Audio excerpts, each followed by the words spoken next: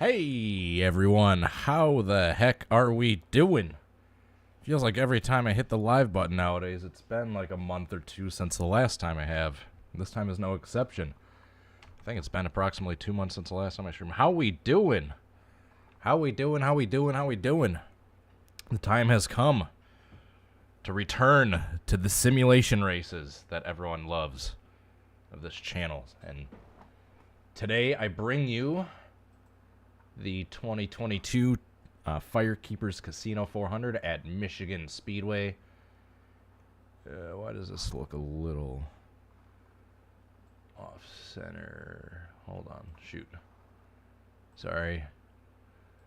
Should have warned you guys. I knew it was going to be rusty. Coming back from this long of a hiatus.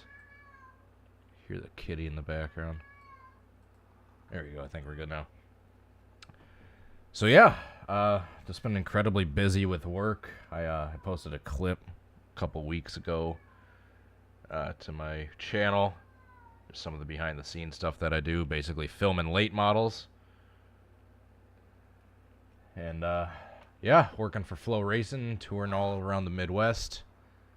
My sister just got married a few weeks ago, so it's busy being part of that and part of the wedding party and helping get ready and having to do my tux measurements and all that. Yeah, it's been a busy few weeks touring for old Cody H. Gaming. I hope you guys have been well. Each and every one of you. It's good to see you in the chat. I'm really happy to see that I can take 2 months off, just hit the live button and have a bunch of people watching right off the bat. So means a lot to me to have all of your support. And without further ado, you guys aren't here to hear me ramble. You guys are here to watch a simulation of the upcoming NASCAR Cup Series race at Michigan. And without further ado, let's start off with Fred Jones, as we always do. Let's go through the starting order, pull up the entry list on G.Skill, and we will give you our starting lineup, our entry list. Not our starting lineup, our entry list, and the paint scheme preview. We'll get to the starting lineup in a few moments. So as he always is, in the number 1 car, in the Advent Health number 1 Chevy Camaro is Ross Chastain.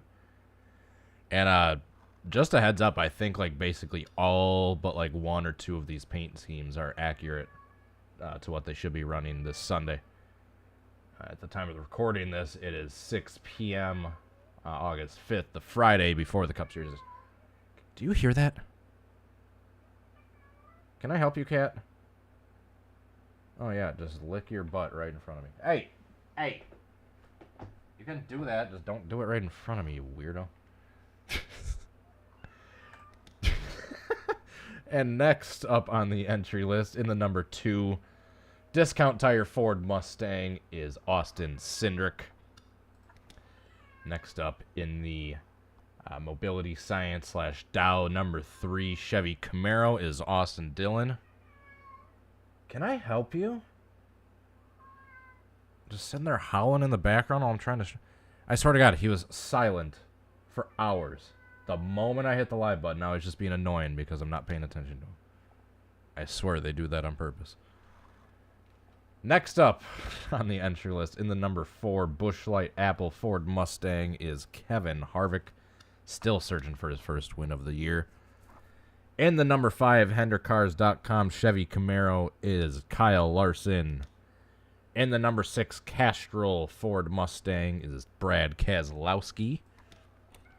In the number 7 Schulter Systems Chevy Camaro is Corey LaJoie. And already a 2-time winner this year, fresh off a couple wins in the last month and a half. It's been the last month, yeah. In the number 8 guaranteed rate Chevy Camaro is Tyler Reddick. Yeah, I haven't been live since the whole news came out about him going to the 2311 team next year. Emilio, chill. Like, you're literally silent all day. The moment I hit the live button, I'm doing something else. Oh, let's start howling and distracting him on purpose because we know he's trying to do something else. Cats. In the number 10 Smithfield Ford Mustang is Eric Almirola. In the number 11 FedEx Freight Toyota Camry is Denny Hamlin. The number 12 Cardell Cabinetry / Menards Ford Mustang is Ryan Blaney. Next up in the number 14 Rush Truck Center / Cummins Ford Mustang is Chase Briscoe. This one, as far as paint scheme wise, is one that I'm not sure on. That being said, let me just take a quick look at Rick Ware Racing's Twitter and see if they haven't posted a scheme of what the 51 is going to be running this weekend. Or the 15, excuse me. Oh, sweet. I got the right paint scheme. I see they retweeted a thing from Roush about 6 hours ago showing all the Ford schemes for this weekend, including the 15. And yeah, this is the correct order. All right, sweet. And the number 15, it looks to be, at least in this preview, unsponsored Ford Mustang, is J.J. Yaley, making yet another Cup Series start this year. In the number 16, Chevrolet Accessories, Chevy Camaro, is Noah Gregson. Emilio. He's just freaking out right now. He's just doing the thing where he's spinning around in a circle and running back and forth. In the number 17, LeBron James Foundation Ford Mustang is Chris Buescher. Had a brain fart there for a second. Excuse me. In the number 18, Interstate Batteries Toyota Camry is Kyle Busch. Still searching for whatever his ride next year is going to be. Unless I missed out on some news today. In the number 19, Auto Owners Insurance Toyota Camry is Martin Truex Jr. I want to show you guys a clip for a second. I was just running a couple practice races, just seeing how the racing was going to be like with the version of the track we're running. And there was a wicked wreck that obviously, it's like too wicked to throw in like a realistic crash comp, but I wanted to save it to still show you guys. That might make an unrealistic crash comp at some point, but I don't make those nearly as frequently. In the number 20 Sirius XM Toyota Camry car is Christopher Bell, and rocking a new paint scheme this weekend. In the number 21, what is the sponsor? Let's go back to the entry list. The Ford 20-year senior. Oh yeah, 20-year senior master technicians. There we go. Number 21 Ford Mustang is Harrison Burton. Sorry about that stumble there. And the number 22 Shell Pennzoil Ford Mustang is Joey Logano. In the number 23 McDonald's Toyota Camry is Bubba Wallace. Next up, in the number 24 Liberty University Chevy Camaro is William Byron. The number 31 Chevy Camaro leaf filter gutter protection car driven by Justin Haley. And making what I believe is his NASCAR Cup Series debut after the whole silly season news started, after Tyler Reddick announced a year and a half ahead of time that he will be leaving Richard Childress Racing. They got to find Tyler Reddick's replacement, so it appears that his replacement in the number 33 Bennett Chevy Camaro will be driven by Austin Hill. By the way, we're going to have 3 Austins starting the race this weekend. Oh, yeah, by the way, thank you for reminding me. I will still be doing the Can I Recreate for the Jeb Burton flip. Probably this upcoming weekend, or upcoming week early on. I know I had that scheduled. I apologize for postponing it. I just had a bunch of stuff going on last week. I thought I could squeeze it in between work. I just couldn't. And I had a few unforeseen things pop up I needed to take care of. I apologize for putting that off, but I just privated it just so it's not still showing when I don't know when I'm going to do it yet, but it's still... You hit me under here! Oh! You hit me under here! Got the flu. I hope you're all right. Drink lots of fluids. Get plenty of rest. Eat lots of oranges. That's what I do. Lots of oranges, a bunch of water. If you're feeling a little achy, maybe just like a tab or two of ibuprofen a day. Try not to do too much. Don't want to overload your kidneys. But yeah, I just usually just keep it to ibuprofen, lots of fluids, and some citrusy fruits. But hope you're feeling well. Thanks so much for the $5, and good to see you. Good to see you back. In the number 34 MTS Ford Mustang is Michael McDowell. Sorry, folks, we're almost done with this entry list here. In the number 38 First Phase Credit Card Ford Mustang is Todd Gilliland. In the number 41 HaasTooling.com Ford Mustang is Cole Custer. And in the number 42 Ferris Mowers Chevy Camaro is Ty Dillon. This is one of my favorite. This is low-key one of my favorite cars of the year, by the way, the paint scheme.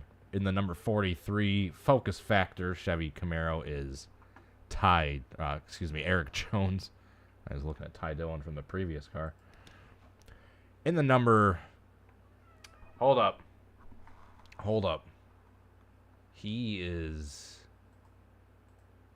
Is he starting? I threw this roster together really quickly. I don't even remember if... Is Kurt Busch starting? Let me check. 2311. Twitter. Is it him or Ty Gibbs that'll be starting this weekend? It says...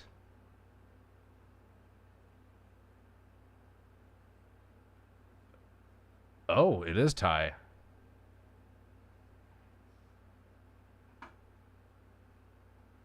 All right. That being said, might have to make a change here real quick.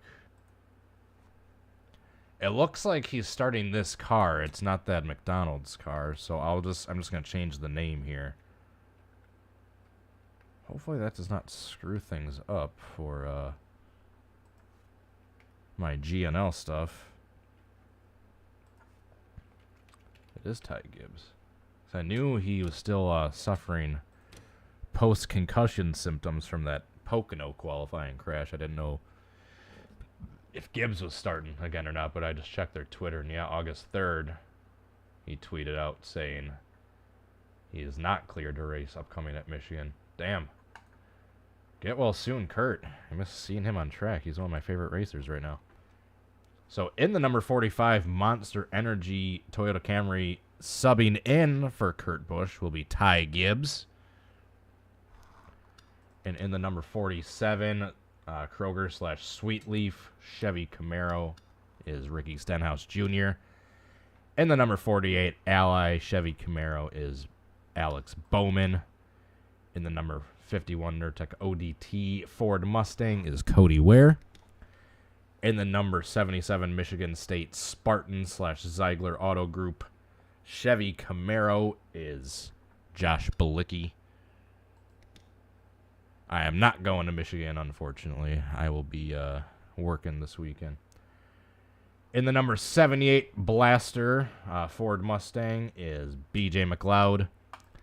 And last but not least, rocking the slick paint scheme, the number 99 WWEX Racing Chevy Camaro, that is Daniel Suarez. And those are your stars and cars. The 22 is the shell car. Is it supposed to be Auto Trader?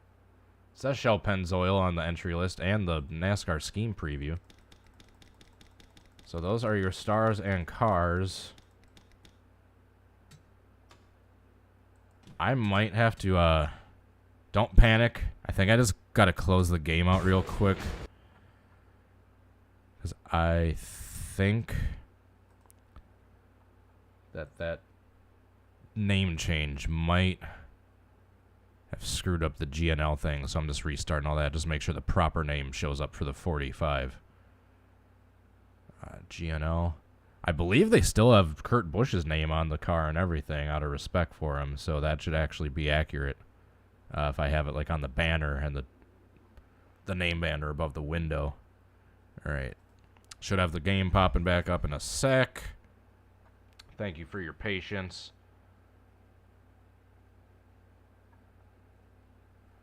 Harvick and Stenhouse are wrong. Ooh, are they?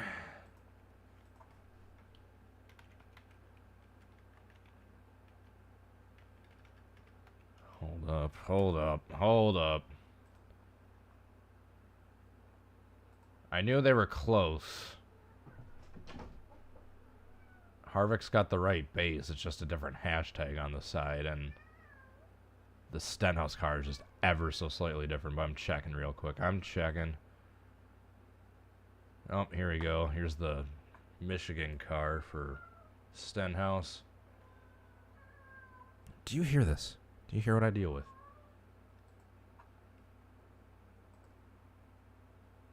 Why, right when I'm about to stream, why do you always start freaking out then? Alright, Stuart Haas. Alright, we do have the Busch Light Apple car. There we go. Alright, shout out NCRD Paint Designs. Make sure to go visit his, that's a toy the cat's playing with. Make sure to go visit his website. I'll link it, in a moment here, or after the stream is done. Alright, let me...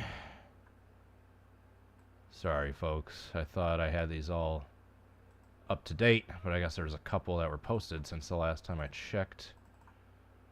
Series, FCRD, cars, paste. Alright, so should go down to the bottom here. Here's the two correct cars. Alright, so that's the correct one.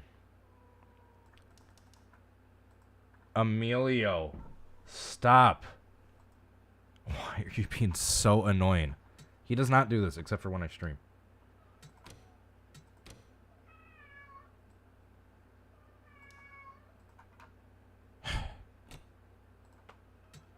Alright. Gotta do one real quick thing here. Yes, save. Alright, load up N ratings. Apply, make sure I have the same ratings applied for Stenhouse and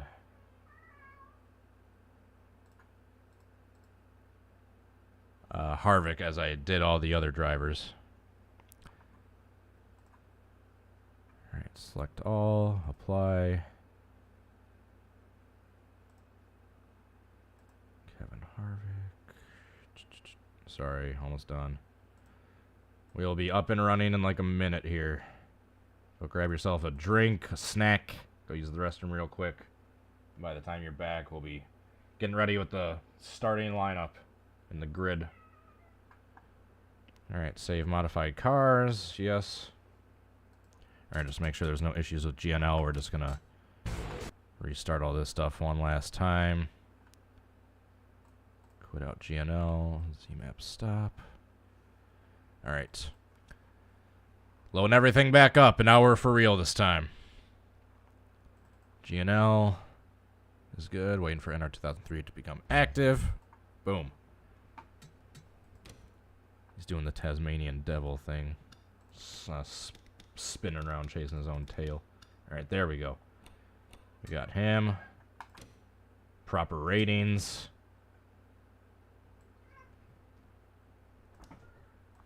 He just yelped because he bit his own tail too hard. Then ran away.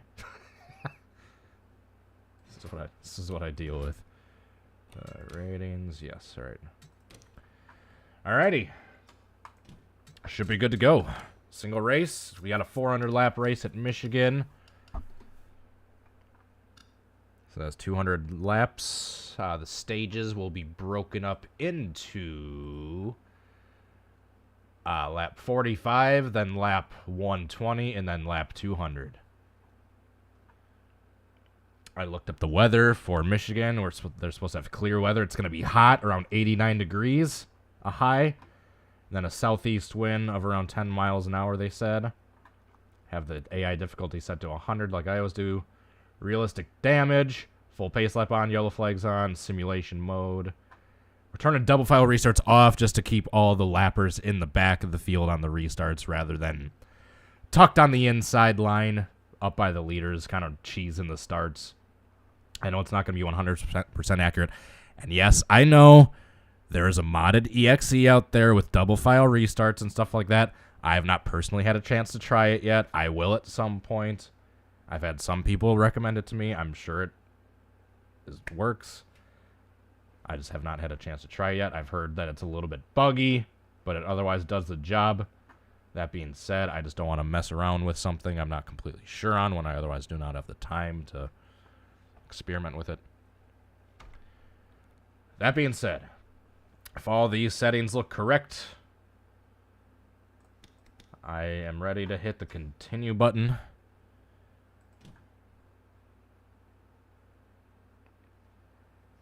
Alrighty.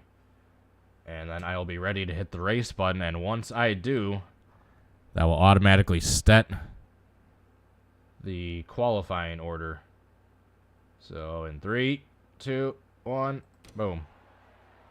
Alright, and let's go over drivers to your starting lineup.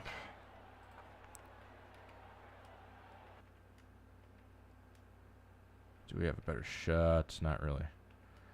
Alright, and on the pole is the number 9 car of Chase Elliott to his outside, the 12 of Ryan Blaney. Second row is number 4 of Kevin Harvick and the 1 of Ross Chastain.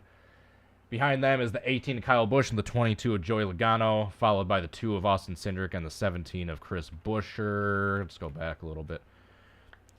The following row is the 34 of Michael McDowell and the 20 of Christopher Bell. Behind them is the 45 of Ty Gibbs and the 43 of Eric Jones. Next row is the 14 of Chase Briscoe and the 6 of Brad Keselowski. And the next row behind them, the number 3 of Austin Dillon and the 8 of Tyler Reddick. Followed by the 24 of William Byron and the 21 of Harrison Burton. Do we have a better camera yet? Not quite. Where were we? Next row behind them is the 5 of Kyle Larson and the 99 of Daniel Suarez, followed by the 11 of Denny Hamlin and the 19 of Martin Truex Jr. Next row is the 41 of Cole Custer and the 33 of Austin Hill, followed by the 48 of Alex Bowman and the 10 of Eric Almirola. Next row is the 31 of Justin Haley and the 47 of Ricky Stenhouse Jr. Row behind them, the 23 of Bubba Wallace and the 42 of Ty Dillon. The next row is the 51 of Cody Ware, the 38 of Todd Gilliland, followed by the 7 of Corey LaJoie and the 78 of BJ McLeod. Second to last row is the 77 of Josh Bilicki and the 16 of Noah Gragson. And on the final row is J.J. Yaley. Drivers, start your engines! And that could have not worked out any more perfectly. Gotten the command right as I finished up the lineup. Oh, the rear cam and the pace car is all messed up. Alright, they pull onto the track. We got 1 lap to get the engines and the tires warmed up. We will send them off for 200 laps at Michigan International Raceway. So the starting order, the front row, Chase Elliott, Ryan Blaney. Will be one of these drivers taking home the checkered flag, or will be any one of the 35 sitting behind them. We have 200 laps to find out. Who is your picks? Let's see it in the chat. I want to see your picks. Let's pull up this this screen before. I have to worry about pulling that up later. Our stat screen for GNL TV, so we can see who's led all the laps, fastest laps, pit stops, etc. So we got one more corner. The pace car will be Rolling on into pit road. Stand up, get up on your feet. Get ready to get loud. We got 200 laps at Michigan International Speedway coming up. The 2022 Firekeepers Casino 400. Who will take home the checkered flag? Stay tuned to find out. We are green. Chase Elliott leads the field into turn 1. So they slowly start to fan out. Austin Cindric is the first to step out of line. What I've seen in my test, the outside line seems to be of preference, especially on worn tires. But when we got freshies, anything's fair game. Chase Elliott stays up wide. He leaves that bottom open for Kevin Harvick and Kyle Busch. Will they have enough grip to make the pass? Oh, you see him check up a bit. Chase Elliott has the advantage on the outside. And Chase Elliott will lead the first lap, followed by Kevin Harvick and Ryan Blaney.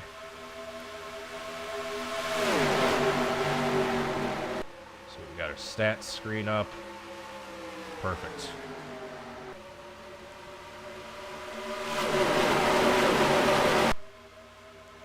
God, that sound. That is a beautiful sound.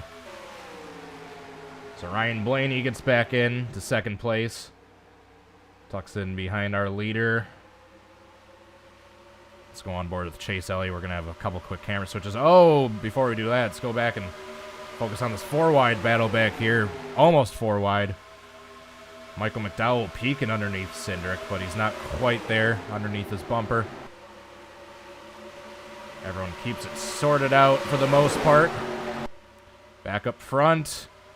Blaney is right on Elliott's bumper. But he is right there. Oh, Elliott drifts up. But he's going to have that preferred line on the outside in turns 3 and 4. He's going to have that better corner exit. But Ryan Blaney gets a good run going on the front stretch. Elliott will still barely edge him out for that lap. But Blaney's right there. Let's see if he can get a good run going on into turn 1 on the bottom. He's staying there. He's holding his own. But he's got no drafting help now. And yeah, you can see everyone just tucking in behind Chase Elliott on the outside, and that's leaving no help for Blaney. And yeah, he has to check up on the bottom there. Oh, Chris Buescher looking 3 wide. And we are good. They're driving like crazy back here, but they're somehow keeping it sorted out. Meanwhile, Elliott has led all the laps so far, but it has not been easy. He's had a gaggle of cars right behind him, and they are not going away. Here comes Harvick peeking once again with drafting help from a fellow Ford, but they tuck in behind Chase. Chase gets a good exit down the back stretch. Chase pushes up a bit. Harvick is able to slide in. What kind of run can he get down the front stretch? Still not enough to challenge for the lead. He's challenging, but not able to complete the pass. I should rephrase that.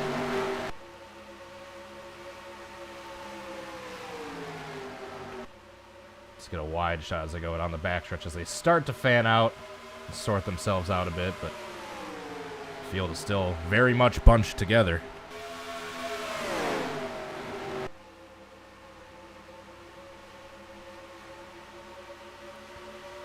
Here's Elgato, the first car we've seen kind of tucked right in behind the leader coming out of 4. Will that give him the momentum he needs to challenge for a pass going into turn 1 here? Chase Elliott keeps working that higher line. This car's challenging for the lead. Keep trying to work underneath, but just they push up coming out of the turn. They lose that momentum, and then they also don't have as much drafting help. Been part of the problem. Yeah, you see the checking up they have to do, having that tighter apex around the bottom of the corner. Let's go on board with Chase Elliott.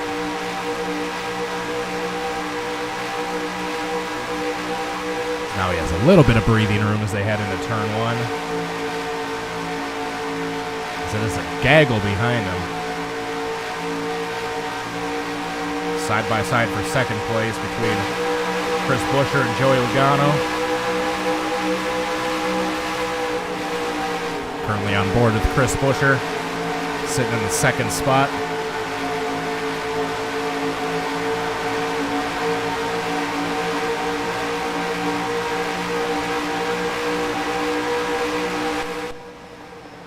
Let's take a look on board the helicopter view. Yeah, drafting is very much prevalent at this track, so even though Chase has what seems to be the fastest car right now, he's cutting through that wake and leaving a slipstream behind him, which allows that big suck factor to keep happening and allows him to keep... Oh, we might have a pass for the lead here. It appears Chris Buescher has just made the first pass for the lead. Can he make it stick, though, into the corner? But across the line, he was credited with that lap. As the first one other than Chase Elliott to lead a lap today. Can he make it stick? He slides up and completes it. Chris Buescher to the lead. Got 2 Fords and 2 Chevys up front. Eric Jones having a strong run. That 43 car challenging for 3rd place. Looks like he'll get it with that outside momentum coming out of 4 here.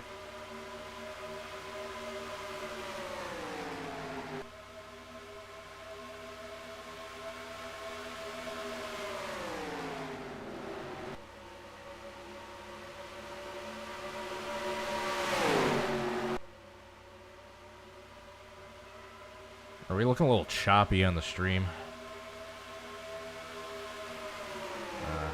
I'll turn the bit rate down maybe a little bit once on our first commercial break. Oh, but not so fast. Chase Elliott says, no, I want that lead right back, and he uses that drafting help from Eric Jones and gets a good run into 3 and makes that pass right back. Now can Eric Jones follow suit?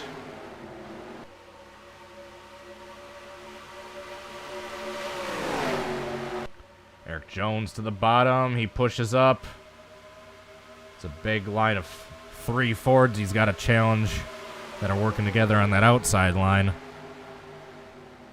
So Chris Buescher led precisely 2 laps before Chase Elliott took that lead right back.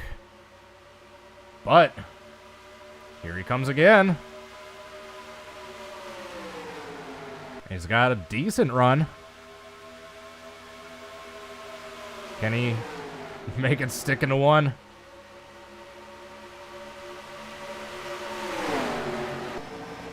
Let's go on back on board with that helicopter view.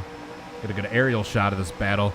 So you see Chase just gets that slightly better advantage going on the backstretch when you have that outside line.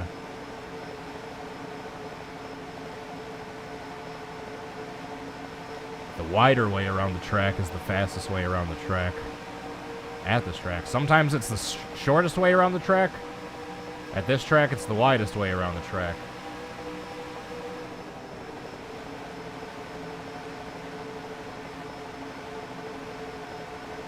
Side by side for 3rd place between Chris Buescher and Kevin Harvick.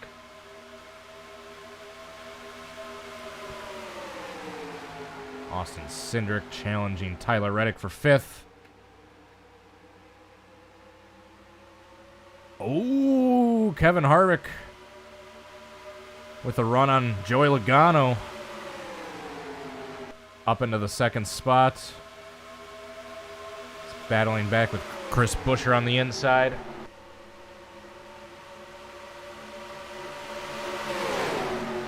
Kevin Harvick, let's go on board with the 4 car.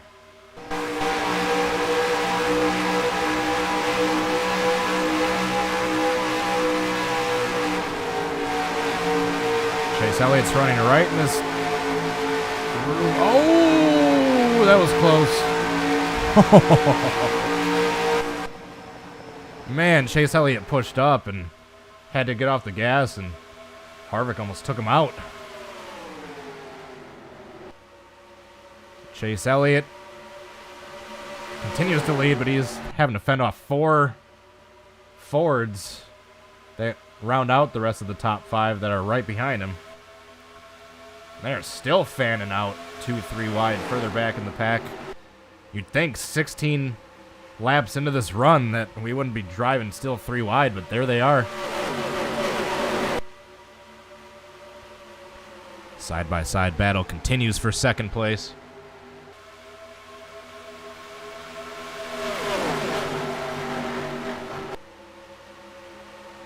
Ooh, they're sliding. You can tell that tire wear is starting to take effect.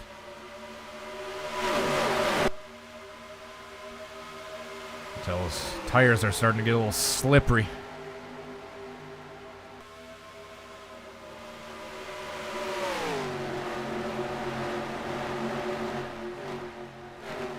Joey Logano down to the inside of Chase Elliott. Can he make it stick? It's going to be side by side. Excuse me. Joey Logano leads that lap.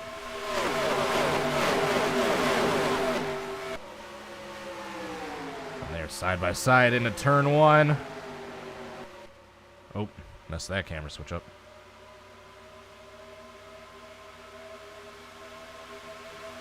Still side by side for the lead. Chase Elliott's been the dominant car so far, but Joey Logano says not so fast. Oh, he checks up, though. He has to check up on the bottom lane. He loses a little bit of ground. Ryan Blaney and Chris Buescher now have a good run up on the top side.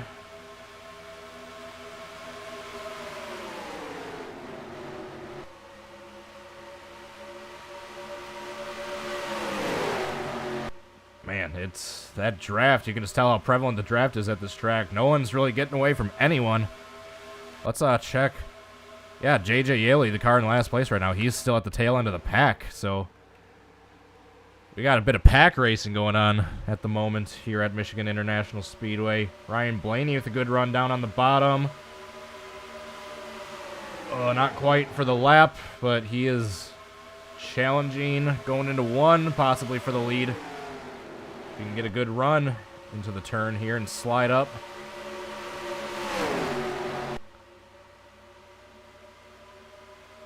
And Chase Elliott just still that dominant car on the outside.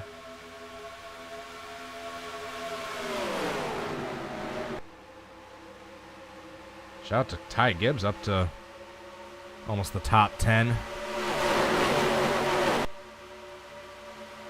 Still 3-4 wide back further in the field.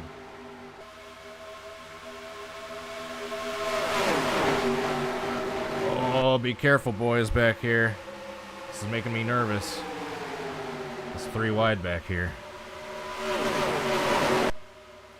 Just keep an eye on this for a second, since there's no battle for the lead. It's going to pause for a second. There we go. I was just switching over the screen. All right, it's the end of lap 45 is the stage break. All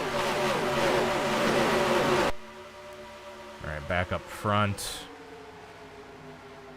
Chase Elliott has led 17 laps. Chris Buescher has led 2. And Joey Logano has led 1.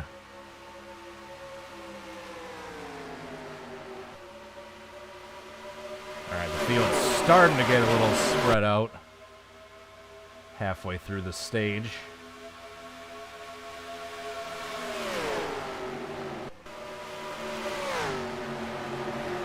A couple different camera angles going on here. It's a nice wide shot.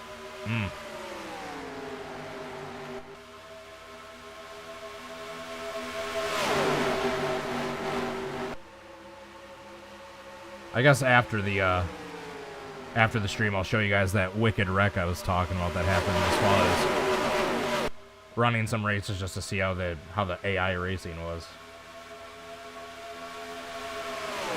So Chase Elliott has a bit of breathing room now. Oh, they're 3 wide with Kevin Harvick. They're almost 4 wide back there. Let's take it easy, guys. Still on the lap 23.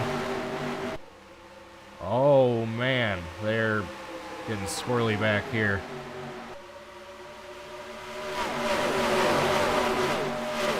No one's contesting for the lead, so I'm just gonna follow the action where the side-by-side battles are.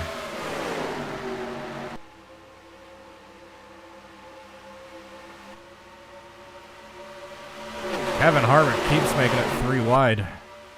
Oh, I saw some tire marks. We don't have any cars. Yeah, what were those tire marks? I must have hit the wall at some point. No one's really off the pace, though, so I can't tell who. And I don't see any obvious right side damage on any car.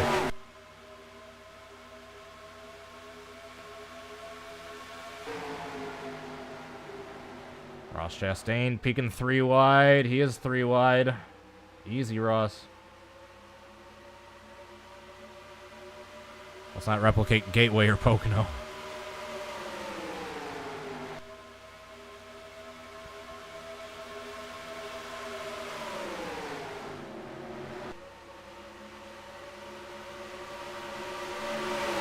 Right when you think things are starting to get a little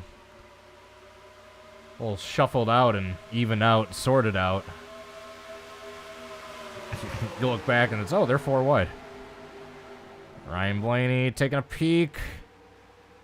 Oh, Chase Elliott's going to push up. Ryan Blaney, is he going to lead a lap here? It looks like he will. Ryan Blaney is now the 4th different leader today.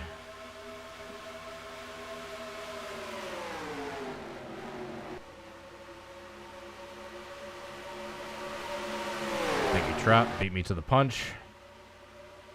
I was about to do that. You beat me. Appreciate it. Anyway, back to the battle for the lead. Side by side between Blaney and Chase Elliott. Oh, man, you can just see that advantage the top has, especially on worn tires. And the... Oh, man, we almost had a wreck there for the lead. Chris Buescher. Oh, man, we are almost 4 wide. Let's just make sure they get through this turn. I'll go take a really quick replay at that. That was a little sketchy. How do I do slow-mo again? How the heck do I do slow-mo? 8, there we go. Yeah, look how close that was, right? Oh, contact was made.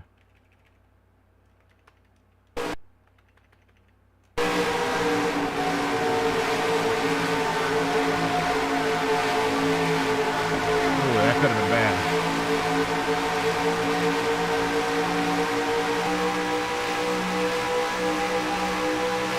That could have been bad.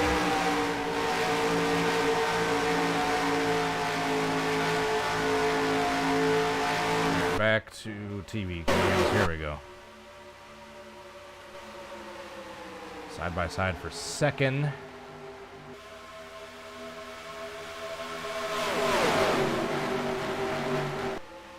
So we have a little over 15 laps before the first stage break.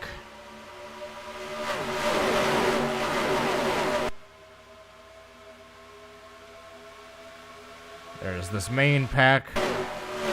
Then we have a couple stragglers that have broken off into a little secondary pack. Sorry for the camera switches. Really quick, back up front. Here we go. So no one off the lead lap yet. 30 laps in, we still all 37 cars on the lead lap. It's been no wreck yet, knock on wood. There's just a gaggle of cars back. You're looking at 3, almost 4 wide some places. We're 30 laps into this run, and they are still just going this crazy. Now, here's the question. Is the stage break going to come first, or are they going to need to pit before then? I think they're probably going to need to pit before then, based on the,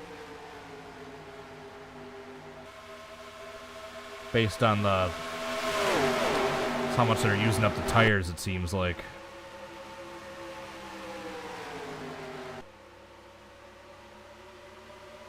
Let's just keep it wide in case they wreck in the back there.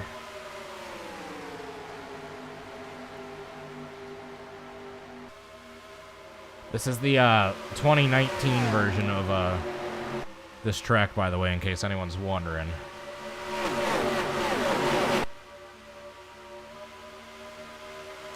No caution yet, but there's certainly fixing to be one soon with how they're racing back here.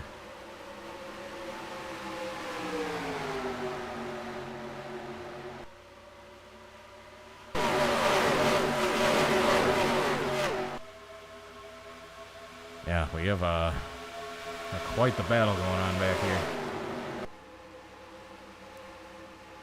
But meanwhile, back up front, Chase Elliott has led all but about 4 laps. Chris Buescher has led 2. Blaney led 1 and Logano led 1.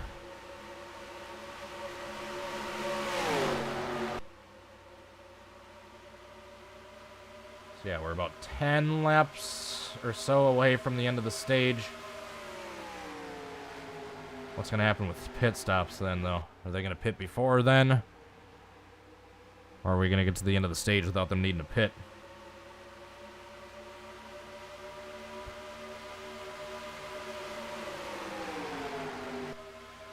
Two of the Roush cars side by side for second. Good day for RFK. So far, at least.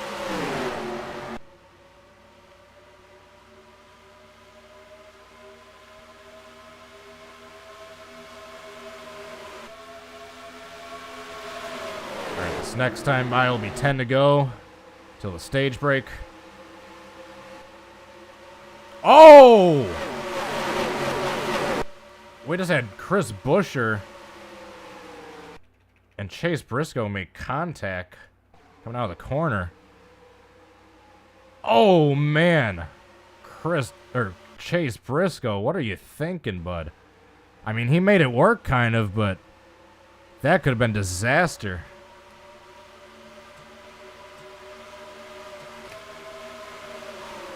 And now he's all the way back to 5th or 6th, stuck on the bottom. Oh, man, they're sending it in and pushing up. There's going to be some chaos here soon. Just keep this wide shot in the mid-pack, just to be on the lookout for any carnage. Because they're racing like it's the last lap back there.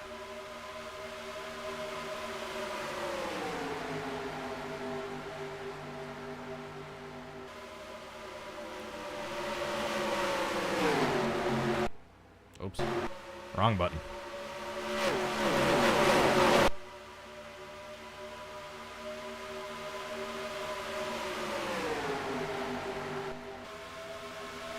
Alright, back up front. 8 laps to go on the stage.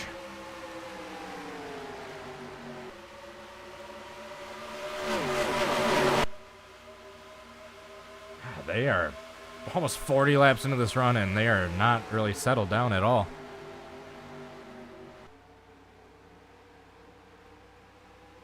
Just this draft just allows them to keep closing in on one another and make moves like that and get them all bunched back together.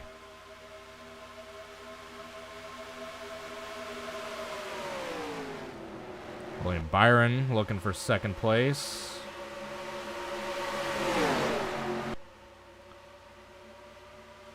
Gonna push up on the bottom, it looks like. Not gonna have the momentum going on the backstretch. There's a battle for third going on.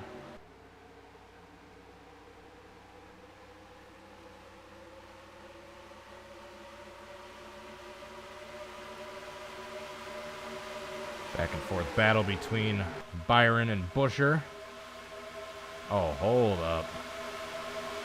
Yeah, car's down on the apron on the front stretch. Oh, this is looking sketchy back here. This is looking sketchy. Back up front. Actually, battle for 5th and 3rd. Oh, Brad sending it in. Making that move stick for 3rd place.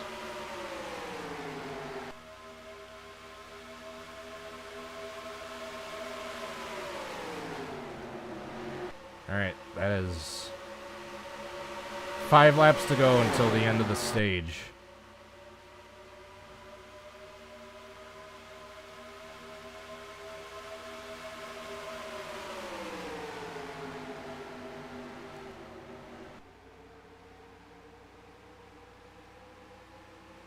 This RFK battle rages on. Brad Kozlowski down to the bottom for second place. Looks like he's going to clear him. Kozlowski seems to be one of the fastest cars on track right now.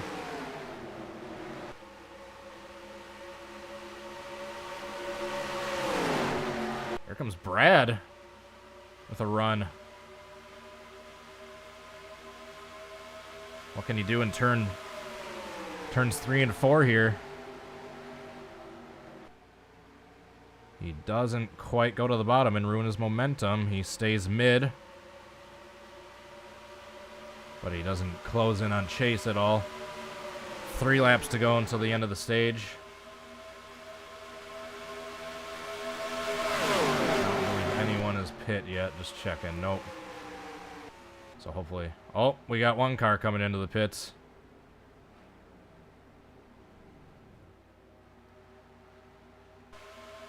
Oh, he should have just held on for a couple more laps. Alright, they might start to pit here soon.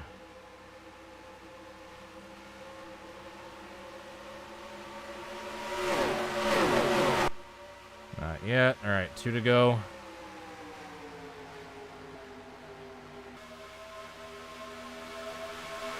Here comes Brad looking for the lead. Right there. Alright, this time by, hopefully I don't have...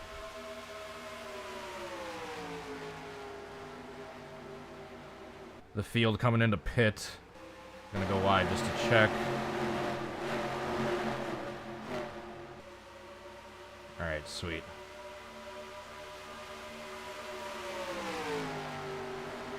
Battle for the lead going into the final lap of the stage.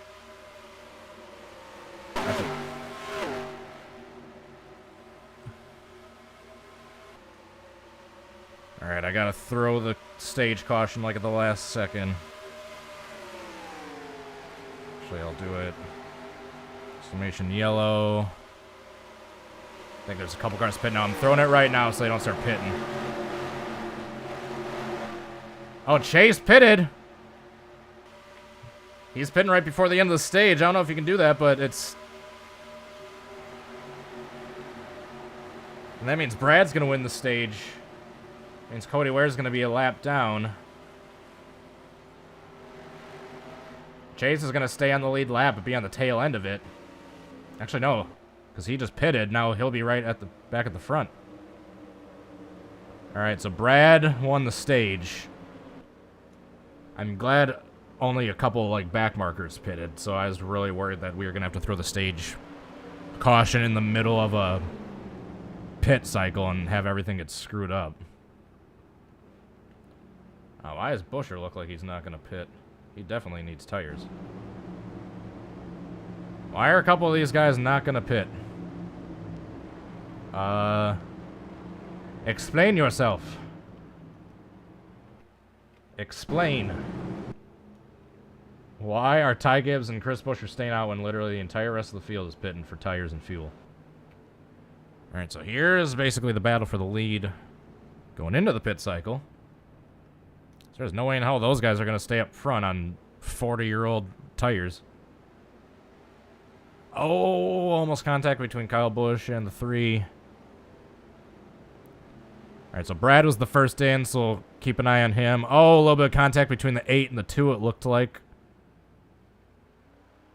Harvick and the 2 making contact, or the 22. Oh, Brad. Oh! Byron looks like he beat Brad out by a split second. So Byron's going to win the stage off pit road, or the race off pit road. Jeez, I can't talk. And here's Chase, since he didn't have to pit.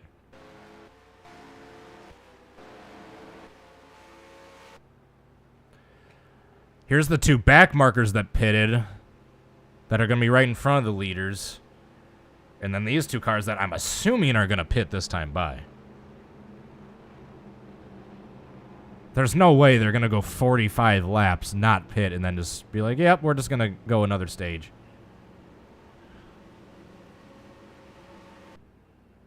So Busher continuing to lead a couple more laps. Elliott has led exactly 40 up to this point. These guys have to be pitting this time.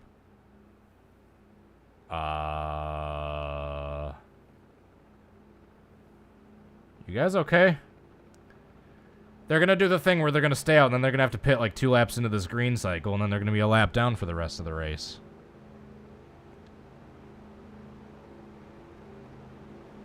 Alright, so this is technically the lead. Right here, the 17 and the 45. These two are basically a lap down, the 51 and the 15, the 2 Rick Ware cars. And then here's basically the essential battle for the lead. The 9, the 24, the 6. So Chase Elliott's strategy actually did kind of work. I know he pitted right as they were coming to the stage break, but he basically ended up back in the lead once this all technically cycles out.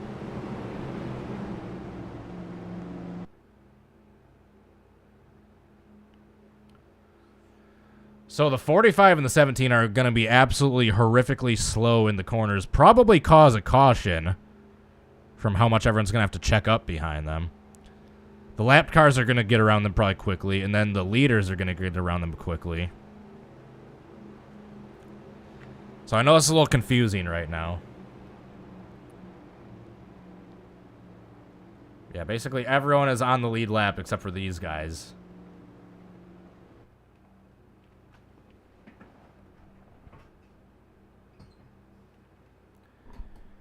Alrighty. How will this play out? I think we got one to go, probably, if I had to guess.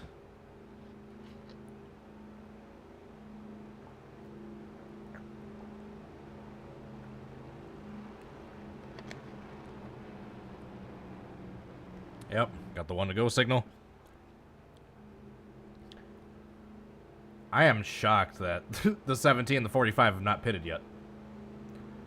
They're literally the only cars on the field that have not pitted yet, at least once this race.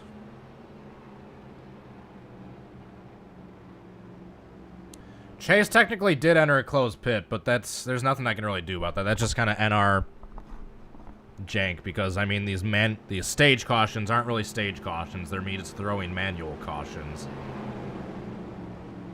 So, yes and no. I mean, technically, if we're enforcing today's rules, yes, but, I mean, today's rules has double file restarts, not whatever this is. Alright, the 17 and 45 are going to be very slow, possibly hazardous on this restart, so let's pay attention what the hell happens here, unless they come to pit, like, right before. They might pit, like, right before we come to green here, if I'm being honest. That's a strategy I've seen with these AI before.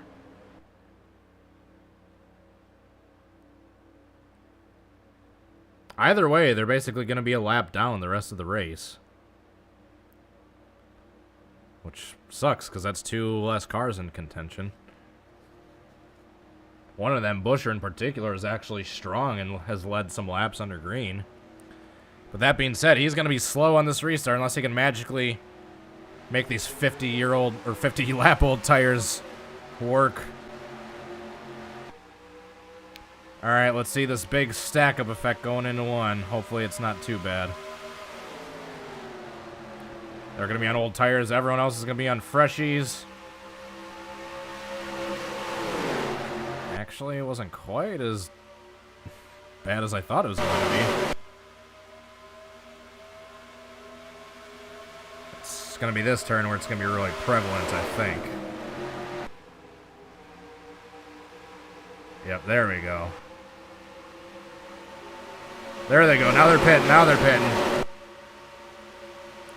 So, Cody Ware's technically back on the lead lap, but not for long. Oh, man. Here comes Austin Dillon. They're 4 wide. This ain't gonna work. Austin Dillon. Now it's Kyle Busch and Chase Elliott. Holy cow. Holy cow. They're basically fighting to get around those two lap cars, the Rick Ware cars on the outside. And it's a battle between Elliott and Kyle Busch is the result. Oh, there's a caution. There's a car on the wall. That's going to be a caution, maybe. If it's not, I'm calling it.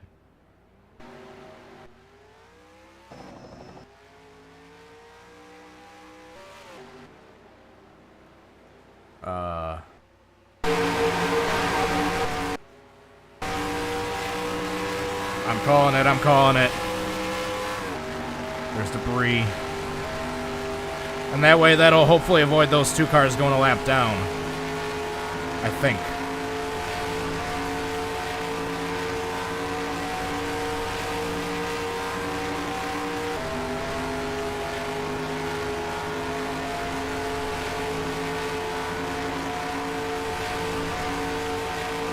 Hopefully I didn't screw that up.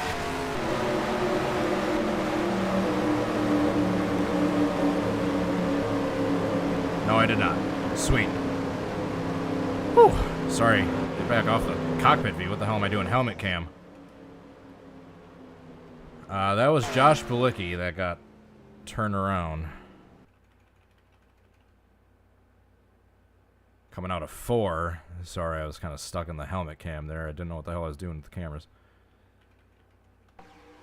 Kevin Harvick sent it in a little too hard. Got into Balicki. And that just, geez, he just did not lift. Got him loose. Sent him up into the wall. And that's what brought out the caution. Kevin Harvick. Just sending it in.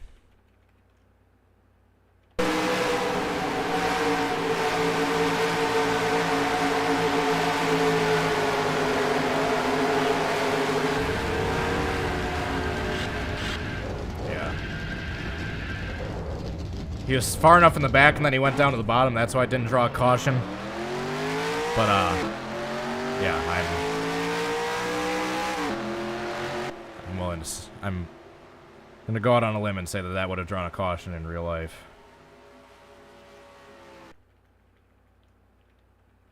Alright, when I threw that, the field was still in turns 3 and 4. Alright, sweet. Alright, back to... present time. Oh, we got cars pitting.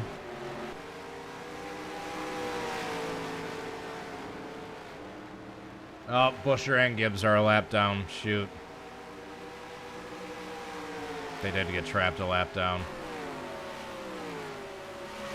Well, that's unfortunate.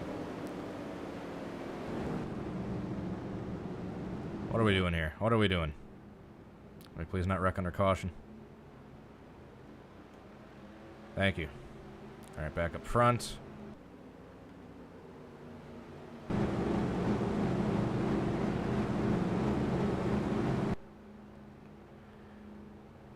Alright, so Cody Ware is still kind of just stuck in the middle of these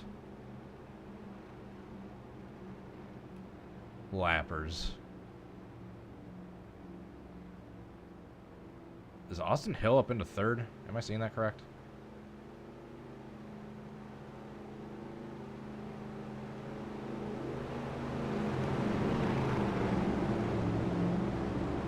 Yeah, they must have stayed out. A lot of those cars, I think, pitted, but I think these guys stayed out. Yeah, that's exactly what happened. Everyone has pitted twice except for Cody Ware, Chase Elliott, and Corey LaJoie. Oh, Austin Hill did pit. He just gained a lot of spots. Must have been the pits. Let's actually go back and watch what happened with Austin Hill's pit stop. Am I in the right car? Now I am. Yeah, he pitted, so he pitted with these guys, but he gained a bunch of spots. He must have just taken fuel Yeah, he was like 6th going into the pits, and then he was the first coming out. Just a little splash of fuel while some other cars are taking tires. And yeah, and he's right out. And he passed all the cars that he was behind entering the pits. So that's how Austin Hill got up to 3rd place. Should be getting the one to go this time.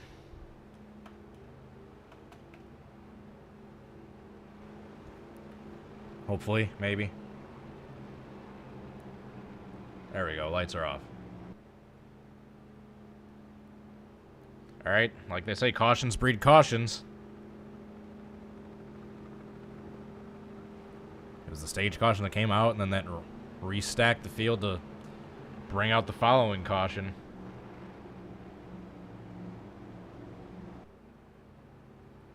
So Chase continues to lead. He's led almost 50 laps into this race, and we're not even 60 in.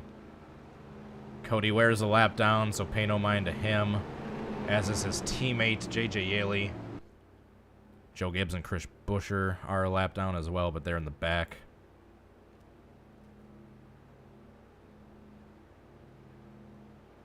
I think Yaley's in the back as well. I think he pitted. Did he? Oh, he's right here. All right. Getting ready to go back to green.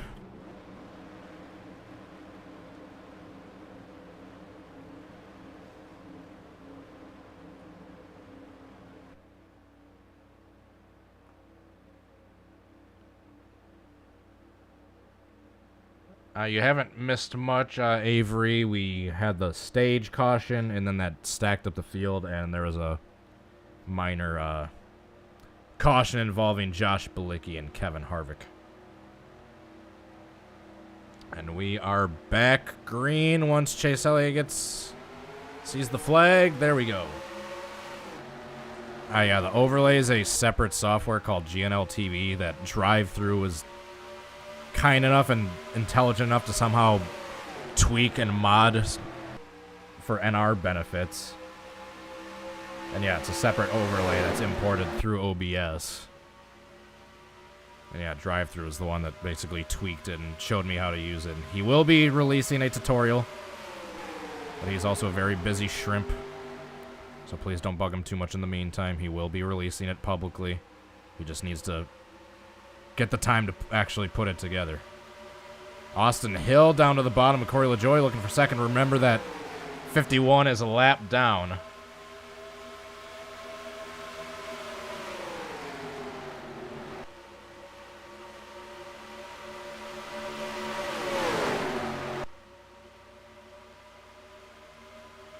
So yeah, they need to get past that 51 car. Fanning out 3-4 wide behind him. Corey LaJoie looks like he's gonna clear. That is if Brad Keselowski doesn't turn the 51. Oh, they're 4 wide. They're 4 wide. Take it easy, boys. Take it easy. Whew. That was nerve-wracking. Corey LaJoie stays in 2nd. He's able to get past the lapper, Cody Ware. See, isn't it annoying with this lap car in the mix? Just imagine how much more annoying it would be with all the lappers up here with the double file restarts turned on.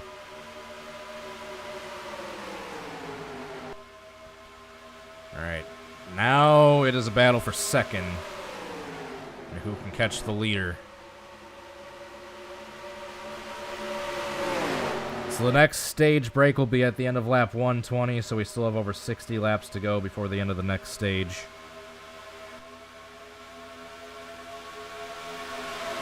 As they start to get settled out a little bit.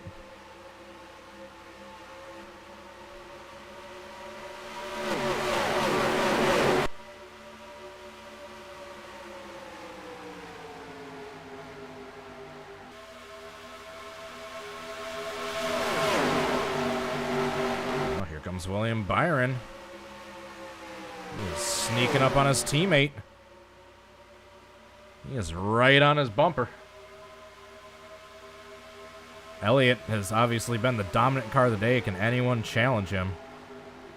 So far, it looks like his teammate might be able to do so. William Byron down to the bottom. Can he make it stick? It appears he can. William Byron will lead his first laps of the day after passing his teammate and clearing him.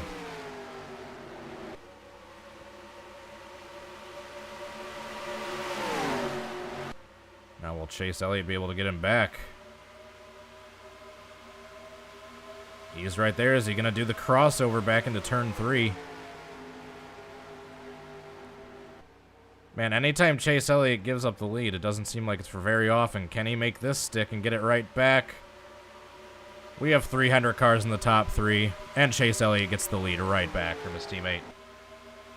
That lasted a whole lap.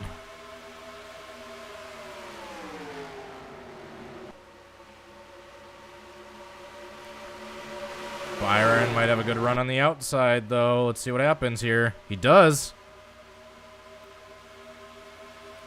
He's able to challenge back. William Byron. Oh, yeah, Chase has to check up. But here comes Alex Bowman. Oh, they're almost 3 wide. Hendrick cars for the lead. Alex Bowman challenging, but he's not quite going to be there. Chase falls back to 3rd. Now Byron and Bowman side by side for the lead. As long as they're side by side, that's going to allow Chase to catch right back up.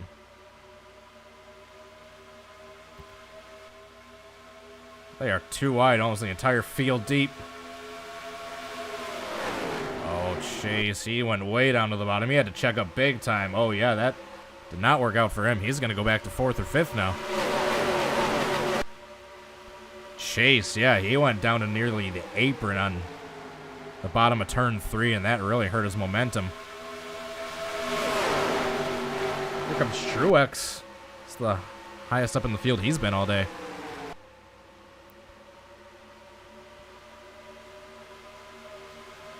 So this next time by, we'll be about 1/3 of the way complete with this race. They're 3 wide for 3rd place.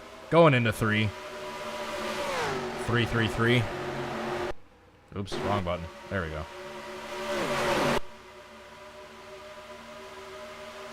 So Chase Elliott, who dominated, has fallen all the way back to 7th now. Just after one bad move. Thank you, Trop, for being on top of that. Every time I look over and about to delete the bots, you're already on top of it. I appreciate it.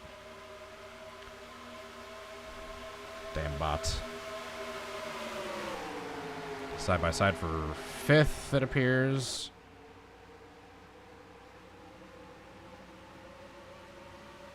Oh, we got a battle for the lead.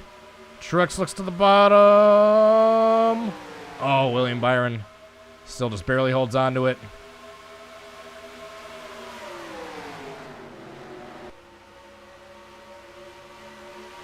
Oh, what's Austin Hill going to do? He's looking 3 wide.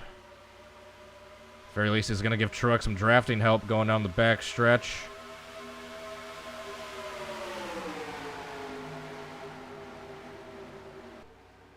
Yeah, those tires are starting to wear out a little bit more and more. You can tell they're starting to push up, especially when you go way to the bottom of the 3. You can see the hit that Austin Hill and Chase Elliott earlier took.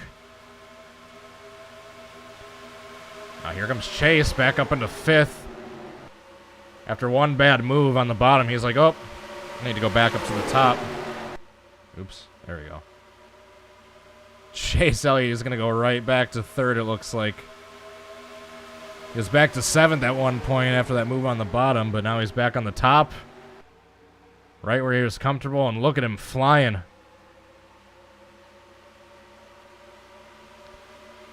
Chase going to have a monster run down the front stretch, go to the bottom. Try to challenge for 2nd. Someone check the horsepower of that 9 car.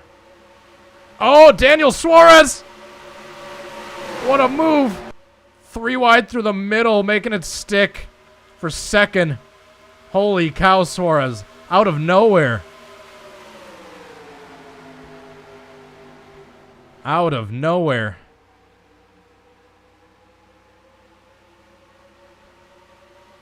All right, things are about as settled as I think they're going to be. That said, we are going to, for the first time in today's race, do a good old-fashioned crank it up.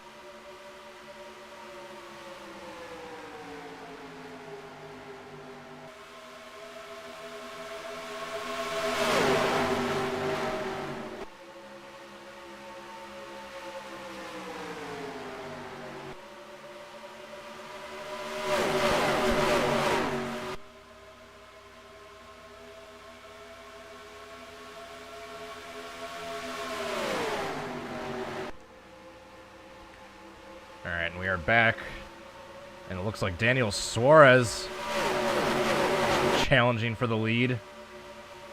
Right on Byron's rear bumper.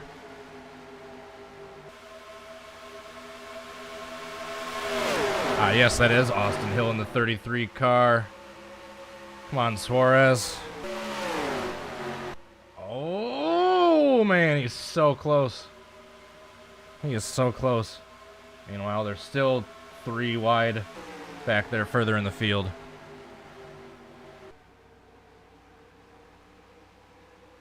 Oh, there he goes. There's the run he needed. Daniel Suarez to the bottom. Daniel Suarez to the lead. On lap 75. Our 6th different leader today. William Byron relinquishes the lead after leading 12 laps. Elliott fell back to around 8th. He's back up to 5th. The dominant car of the day so far. Now here comes Byron back to the bottom. These Hendrick cars are just OP'd, man. He just gives the lead right back up. Suarez leads exactly 1 lap. Man, we got a gaggle to the bottom of the further back. Trying to take the lead away. Slide job! Ow! What's up? Almost. Slide job! Or Brian Scott. Thank you, Lord Shank. Appreciate it. I hope he doesn't wreck the leader. There is a massive gaggle back here. I hope there's no caution. Byron still leads. Here comes Kyle Busch, though. Kyle Busch has not led a lap yet today.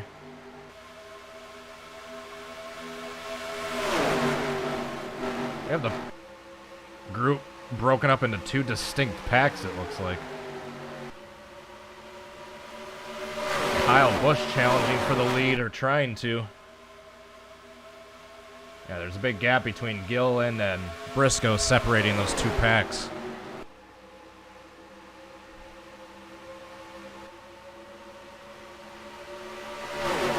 Suarez back to the bottom. Suarez will lead another lap.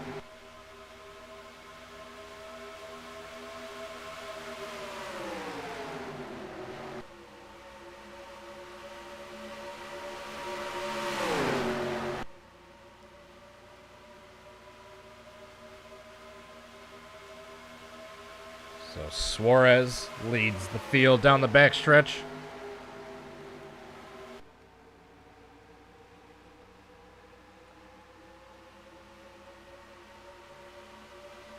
Oh, they're going to be 3 wide for the lead here. Oh, 2 wide. But Byron closing in, but Suarez able to hold him off just for the moment. But for how long? Oh, Austin Hill thought about it for a second in the middle.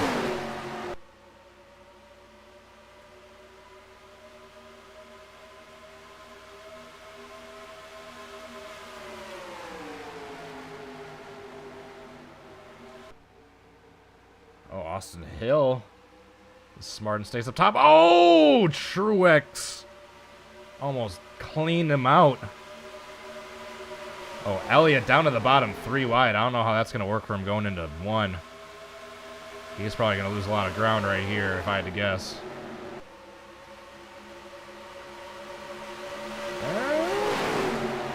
Makes it stick, but yeah, he did lose some momentum going on the backstretch.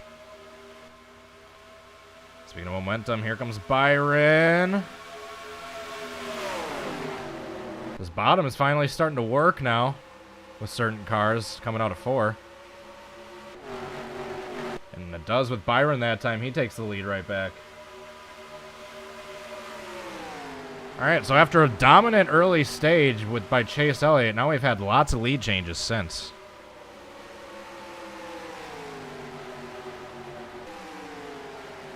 Which is what I like to see. Man, I still feel like there's going to be a wreck in that pack further back there. They've just been 3 wide like this entire time. So we have 40 laps until the end of stage 2.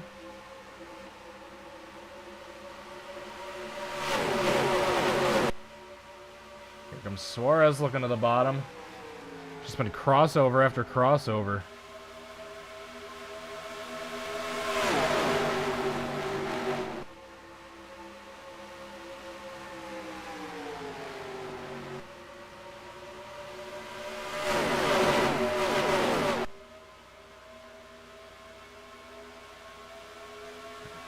That's the most single file I think I've seen them all race right there. Only Byron pushes up. Here comes Byron. Or here comes Suarez, excuse me.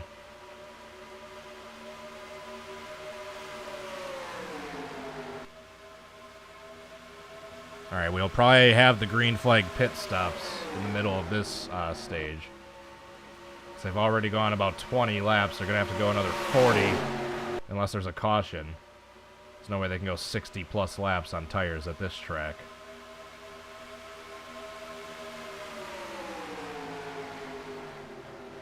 Kyle Busch has not led a lap yet. He wants to change that. Gets a good run in 4. Peaks to the bottom. It's not going to lead this lap, but he might have a good run going into 1. Let's see if he can make that stick down on the bottom.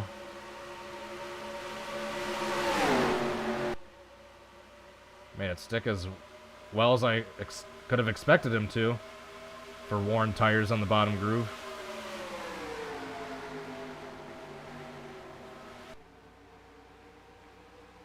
Yep, he's going to push back a little bit, but then go back forward now.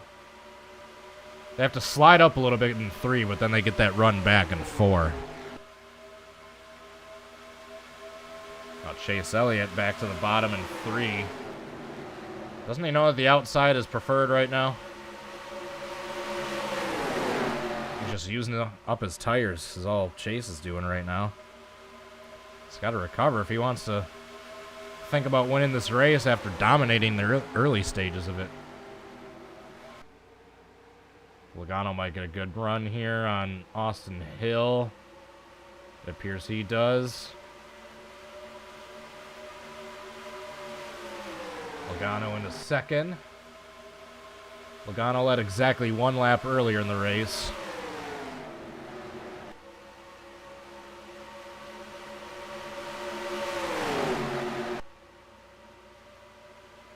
Man, it is. It's been an exciting second stage. We still have 35 laps to go. Hendrick cars have led 72 plus laps of this race and counting. 72 out of the 87, so clearly been the dominant cars. As Chase takes another peek to the bottom where he's just going to stall out again if I had to guess.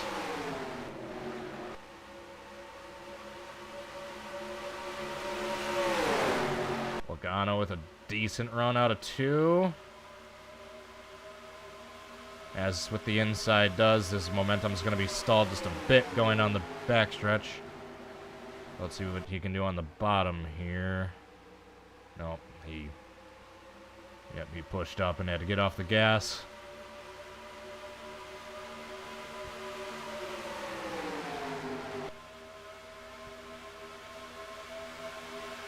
Here comes Austin Hill into second. I think his first Cup Series start. I believe his first Cup Series start. I don't believe he's made any before this.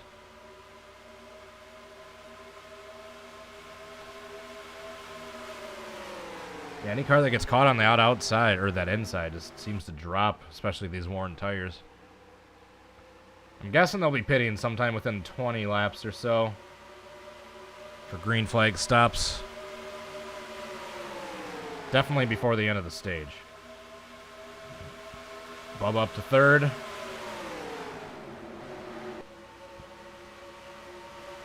Elliott still in the mix. He's fallen back to around 6th, but he's still in the mix.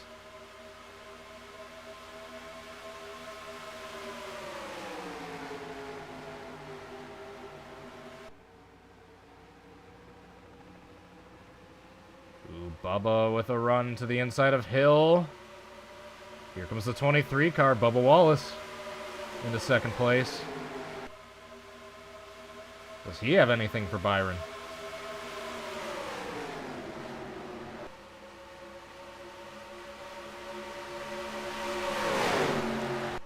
So yeah, when you enter the corner low, you're not going to get a great run.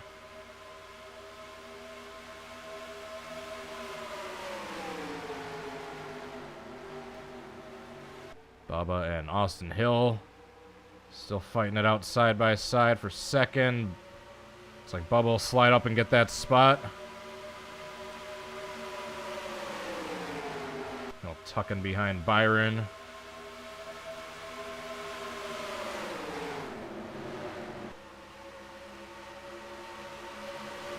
Bubba Wallace right under the bumper of the 24 car. He might have something here in 3 and 4. Let's see. He's going to push up, and then Bubba's going to slide in. Does he have the momentum? Here comes the 23 car. Side by side, wasn't able to pass him. He's got that drafting help from Austin Hill. He's got the momentum going into 1. I think he's going to slide up. Takes the spot. He's in the lead, but he has not led a lap yet. Let's see if Byron gets this lap back. Because we've seen a lot of crossovers so far from the second place car right after they get taken over for the lead, but that's not the case here. Oh, they're almost 4 wide back there. Bubba Wallace leads. I was making sure Logano doesn't hook Chase back here like I thought was going to happen for a second. And I don't know what Chase's strategy is, entering in just super low on turn 1 every time, but that is not helping his turn 2. So he just got passed by LaJoy and about to get passed by Almirola. And he just blocked to stop happening. Bubba Wallace to the front. He's about to lead his second lap of the race. Coming up on 25 laps to go in the stage.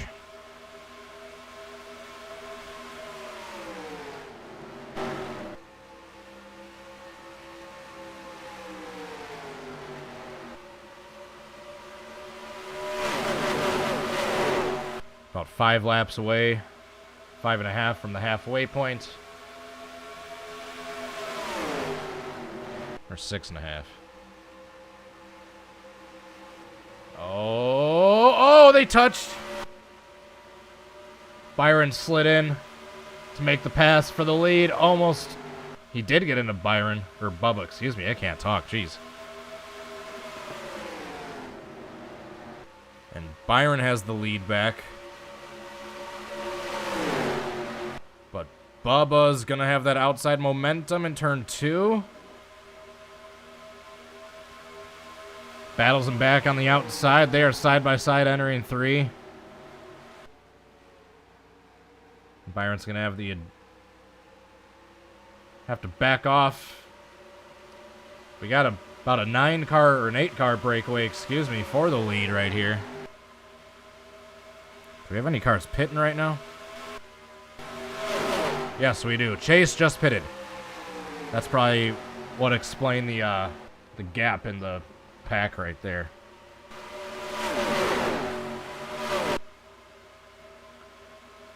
So Bubba's led 3 laps and counting. Now we're approaching green flag pit stops in the next few laps.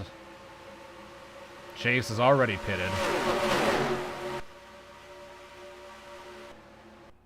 As is Corey LaJoy. So there's Chase back behind the pack. Sorry for the camera switches. I know it's annoying. All right, back to the front.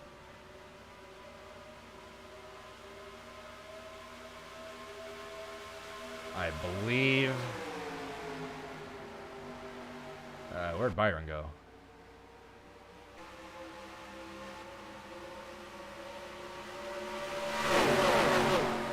So not a huge amount of cars have pitted yet, but they're starting to slowly. Where's, So I'll make sure Chase isn't wrecking anyone. There we go, here's Chase.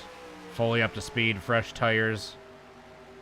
He's going to start to be passing these cars pretty quickly. Yeah, just look at that advantage through the corners he has on the 78. Alright, back up front. Oops.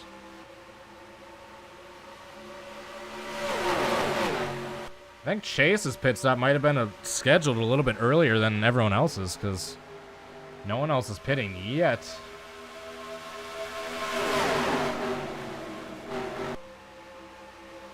Except for, I think JJ Ailey and Corey LaJoy are the only other cars I saw pit yet. Oh, Truex tried to block Jones. That almost didn't end well.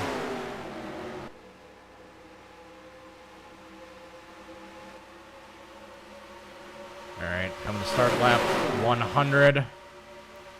Next time by, we'll be halfway done.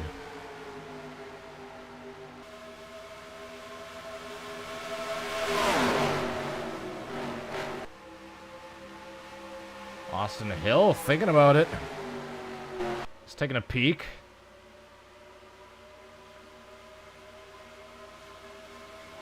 So Bubba's now led the 3rd most laps of any car today, behind only Chase Elliott and William Byron. Oh, he pushes way up. Here comes Austin Hill. I think I heard another car pitting. Austin Hill leads that lap just barely. Austin Hill leads at the halfway point.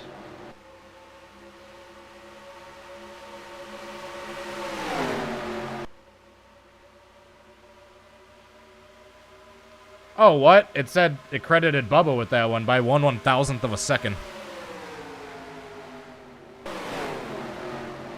I think. Yep. Bubba's coming into the pits this time.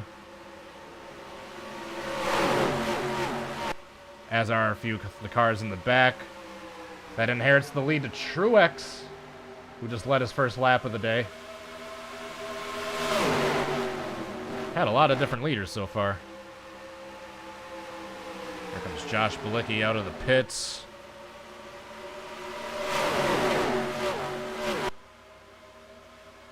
As they will merge out of the way of the leaders.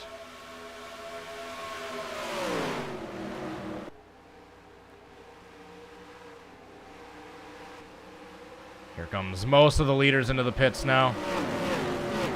All but Bowman and Almirola. That gives that lap to Bowman. Here's the main battle for the lead heading into the pits right here.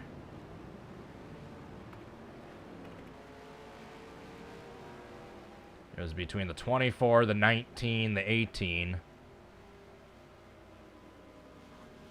So we'll see where everyone cycles through.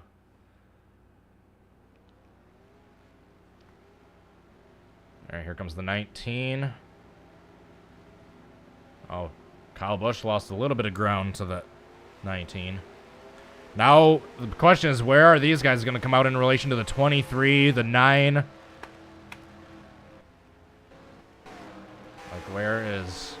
Where's Chase Elliott right now? Oh, we have a caution. We have a caution. Harrison Burton. I knew we couldn't get through these green flag stops without a wreck. Alright, we're going to have some cars trapped a lap down because of that, I think. Oh, wow. Harrison Burton's done. Oh, we got some lead. Oh, okay. Elliott's not trapped a lap down technically, I don't think. McDowell's got damage.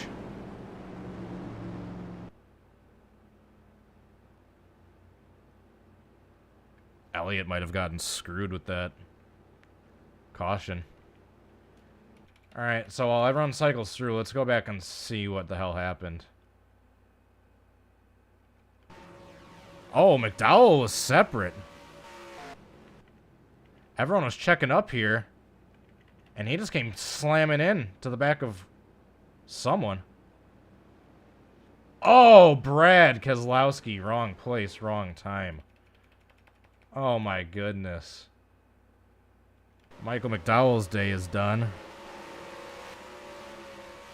Where the hell's the pace car? Oh, there we go.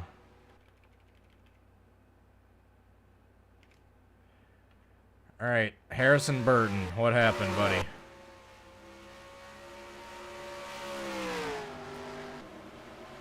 Alright, we have 3 DNFs.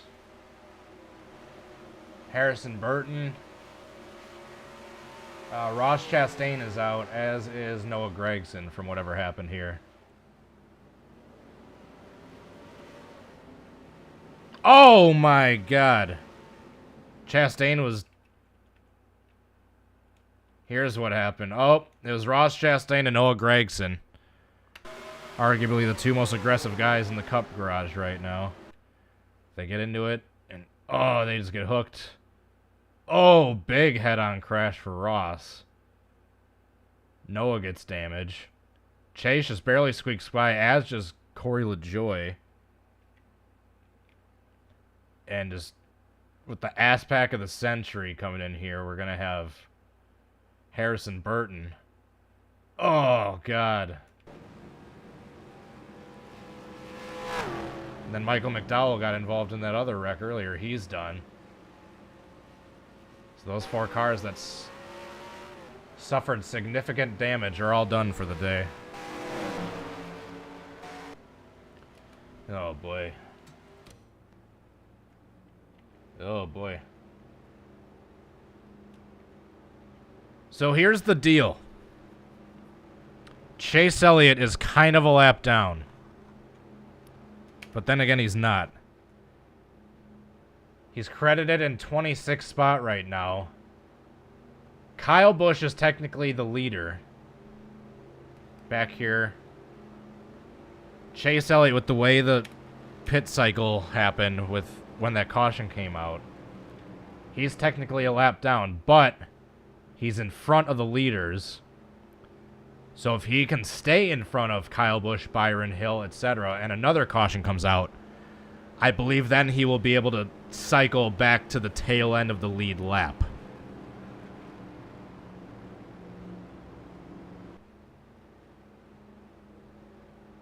So, that is what's going on.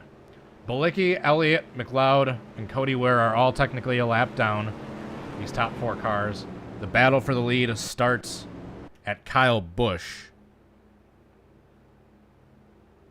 So just remember that on that restart. Pay attention to the ticker on the left.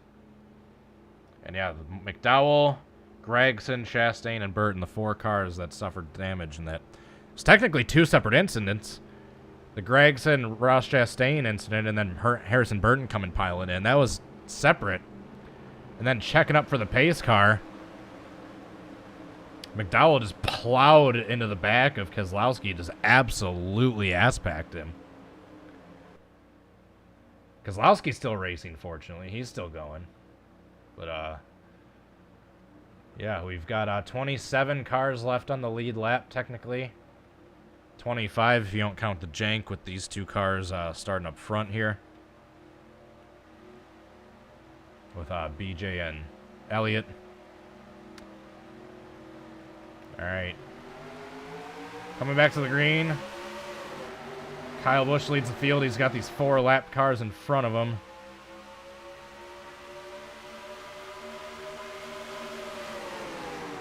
Chase Elliott needs to get by the 77 quick.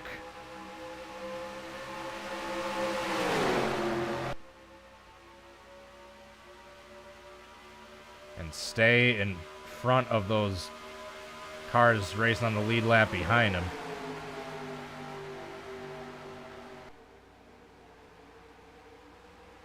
There he goes. Alright, so if a caution comes out right now, Chase, I think, will be back on the tail end of the lead lap.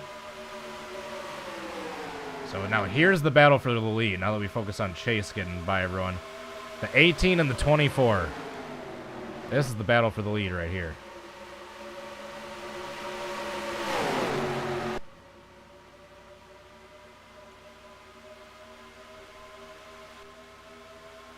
Alright, they're getting by those lap cars on the outside.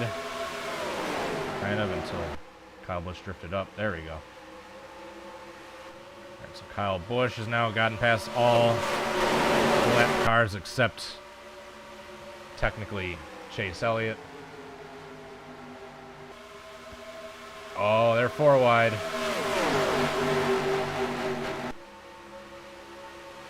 Alright, so Kyle is now in a race to put Chase a lap down, because that's probably his biggest competition in this race, is the car that's led 52 laps.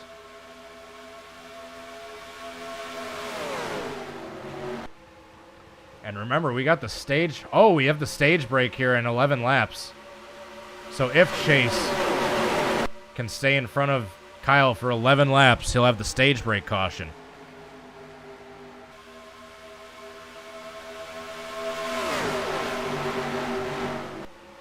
So Kyle's slowly waiting, I'm sure, for these other cars to get by the lap traffic. Austin Dillon's in 2nd place. Shout out. Trying to get past this lap traffic behind the leaders.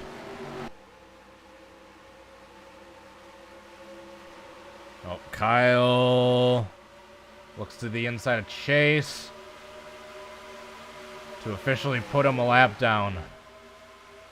So Chase's strategy to pit early on and be off cycle from everyone else has bitten him in the long run. But he still has a chance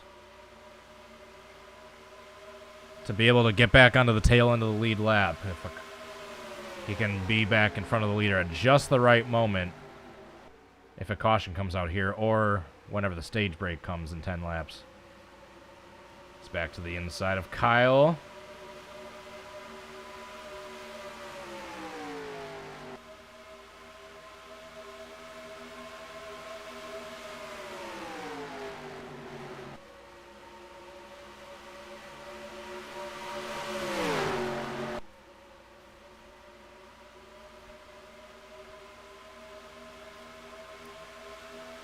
Alright, it's slowed down a bit here. You know what that means. It's time for a crank it up. As we'll watch this battle for the lap down spot.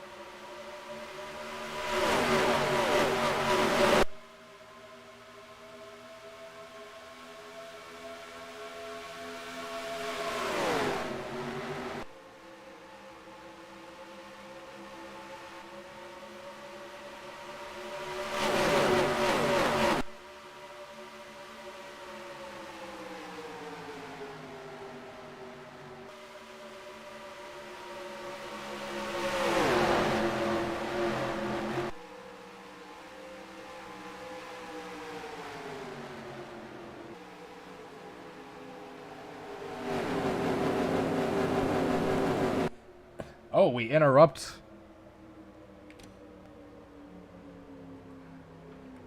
This crank it up. So there's a caution. Ah, Chase Elliott. Yeah, he's going to be behind the 8-ball for the rest of the race. Oh, there it is in the back. Let me turn the volume down so I don't blow my ears out. Oh, looks like Haley's getting sideways. Off the bumper of, I can't see. Oh, Briscoe. Oh, yep. They get 4 wide. Into turn 4. Haley could have pushed up a little bit. Oh, that's going to be a hard wreck. Oh, man. Hard crash for the 31. Oh, the 14. The 15, then Hamlin gets a piece of it at the end. Shouldn't have too much damage there for Hamlin since that was all to the side and the rear end for him. But just when you think he's past it, oh man. 15 close to going into those barrels. Alright. And that is our 3rd wreck of the day.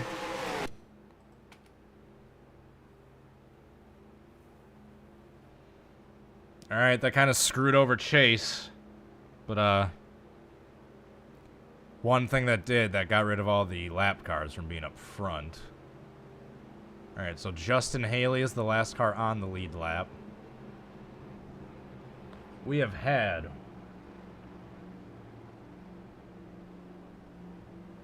12 different leaders this race.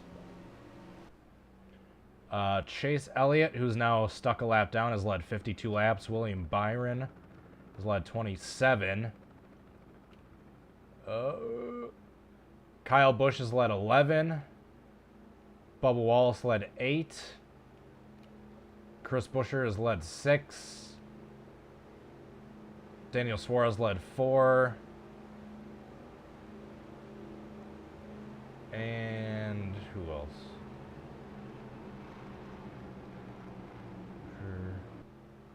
Then LaJoy led 1. Briscoe led 1, apparently. Truex has led 1. Blaney led 1. Bowman led 1. Logano led 1. And that's it.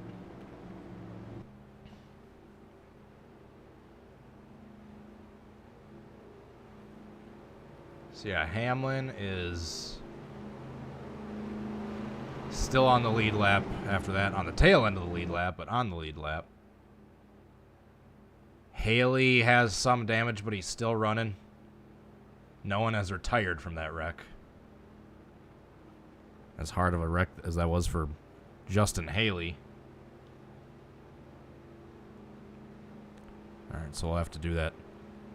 Crank it up at a different time. We're going to have like a 2-lap shootout before the stage break here. God damn it. I'm getting it. Shit, hit the wrong button.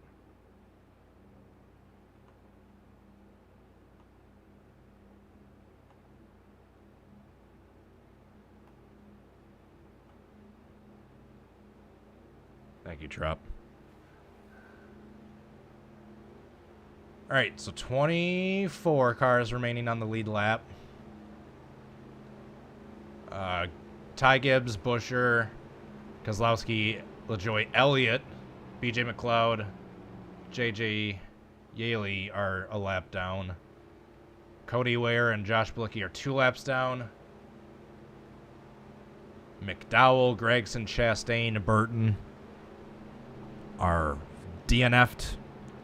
Everyone else in the field that I did not just mention are currently on the lead lap.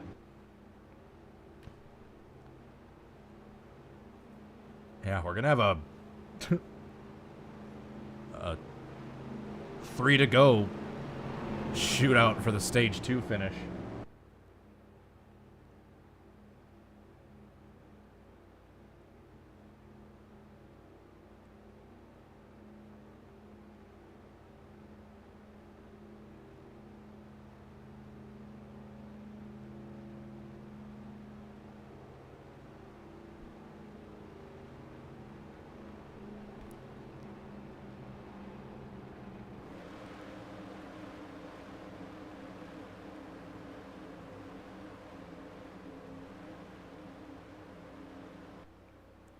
There you can hear them shifting down to second gear.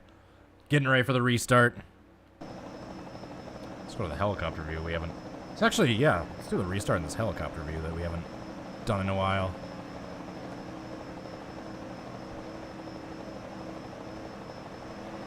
Yeah, Ty Gibbs, he's a lap down. Don't pay attention to that 45 car for the battle for the lead. Here we go. Oh, Austin Hill did not get a good start. Bunches up everyone behind him.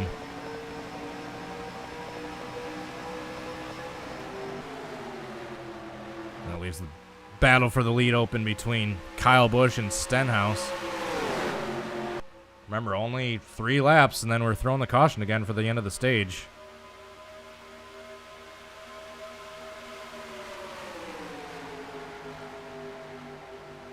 I can't even remember who won the... I think it was Kozlowski that won the first stage. Stenhouse. This is going to be our 13th different leader of this race. So more than a third of the entry list has led at least a lap of this race. Now less than 2 to go.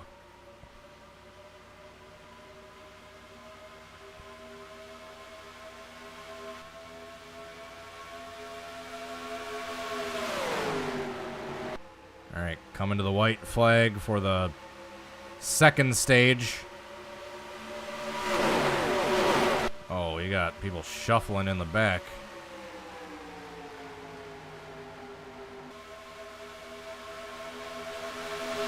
Alright, 1 to go in stage 2. Here comes Kyle Busch down to the bottom. Alright, I can throw the caution now. Caution. There we go.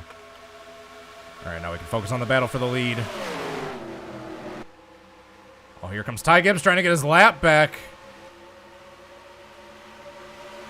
Oh, he's not going to get it, though. Close, but he's not going to get it. And Ricky Stenhouse Jr. wins stage 2. Ty Gibbs almost got his lap back. Not quite. Now we will pit for the final stage break.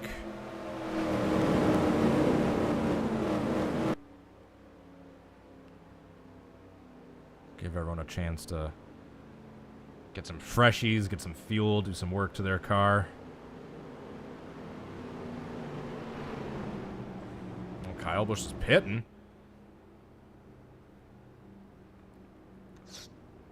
Stenhouse staying out. Interesting. So we got varying strategies going on.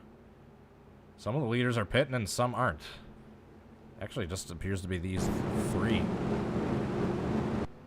Interesting.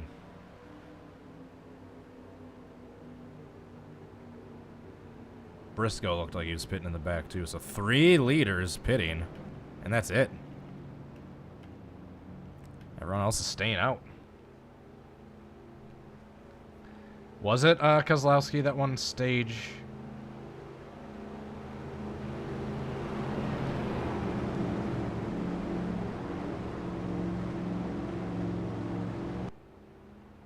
The first stage, I can't remember.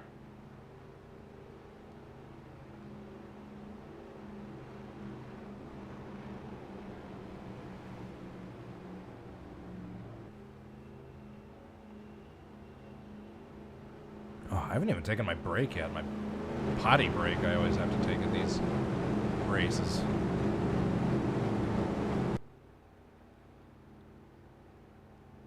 Alright, it looks like all the lapped cars are away from the front, with the exception of Busher. That's pretty much it. Shout out Todd Gilliland up to third.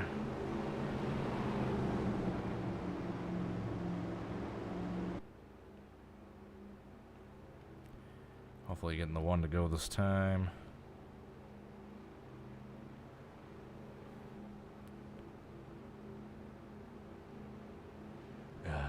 Like a half an hour from now, I'm going to order some food to have ready by the time this stream is done.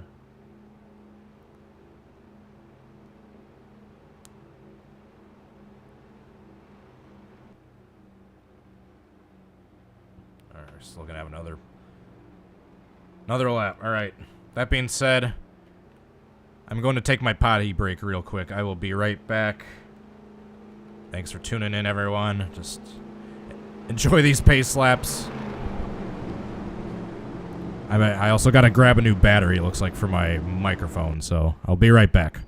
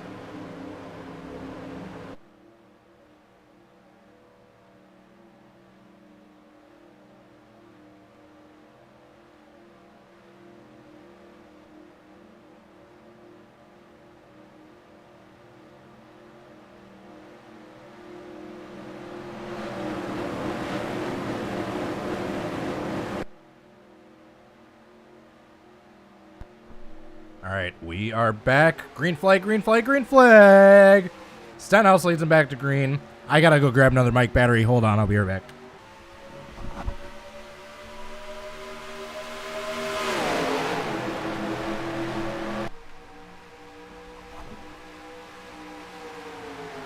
Stenhouse to the bottom.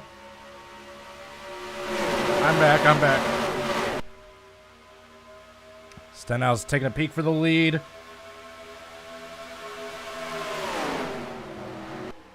Can he make it stick? Oh no. Stenhouse gets that better run on the outside. Here comes Todd Gilliland with the push. Todd Gilliland up into second. I gotta switch this mic battery. It'll take like 10 seconds.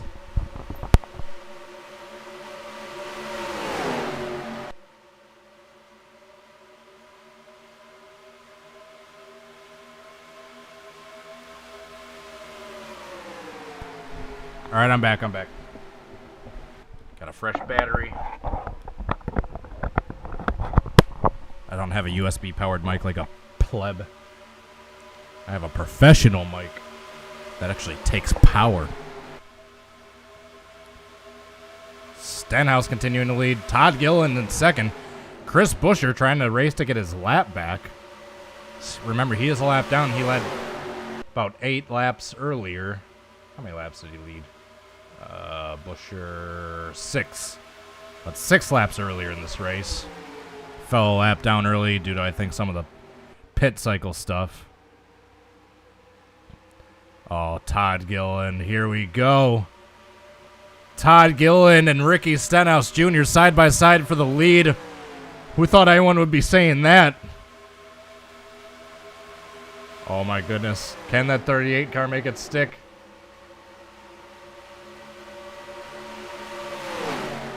Can he do it? Oh man. Oh, he has to get off the gas. Slide back next to the 47. He's after going to get off the gas in turn 3 here. Yep. There he goes. And here comes Chris Buescher. Chris Buescher seemed to be a contender earlier. If he can get his lap back and get back on the lead lap, that'd be interesting.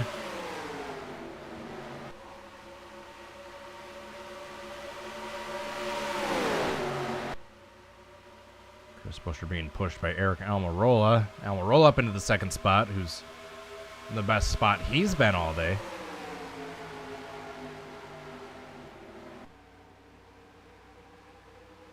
Oh, Chris Buescher. Chris pushing up. Oh, here comes Almirola. And Elliott back there, who's, remember, he's a lap down, but if he can get back in front of the leaders and have a caution come out, he'd get his lap back, or get back on the tail end of the lead lap. That's a far cry, but crazier things have happened. Eric Almirola going way down, too far to the bottom to block Bowman. That hurt his momentum. Coming out of 4. It's going to allow Cindric to get a good run on the outside in the number 2 car. Here comes Chris Buescher. Remember, he's a lap down. But like I keep mentioning, if he passes the leaders, gets that gap, a caution comes out, beats them back to the line, he will then be back on the lead lap. Oh, Austin Cindric trying to go in the middle.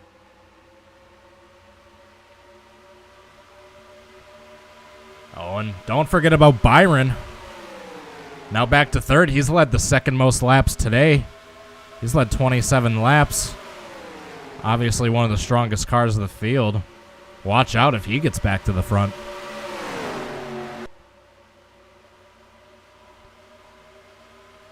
We have 69 laps to go. Can I get a nice in the chat? Oh my goodness, they might be 3 wide for the lead here. Oh, Cindric making contact. Cindric to the bottom. I think that'll be his lap lead. It's gonna be like our 15th different winner, I think, or leader today.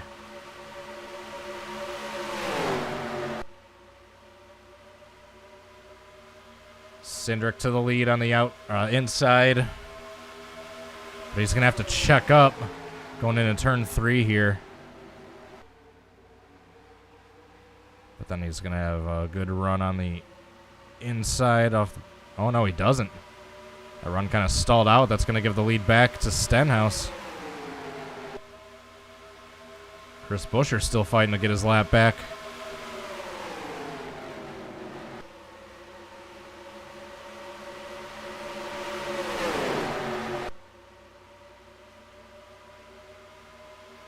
So Buescher into the second position on track, not for position on the running order.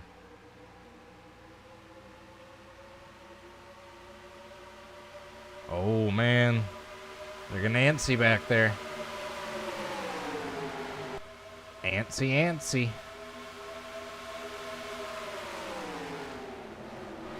Let's since we got a lap car gap between first and second, that was a good chance, and we're exactly 2/3 of the way through the race. It's a great opportunity for the final crank it up.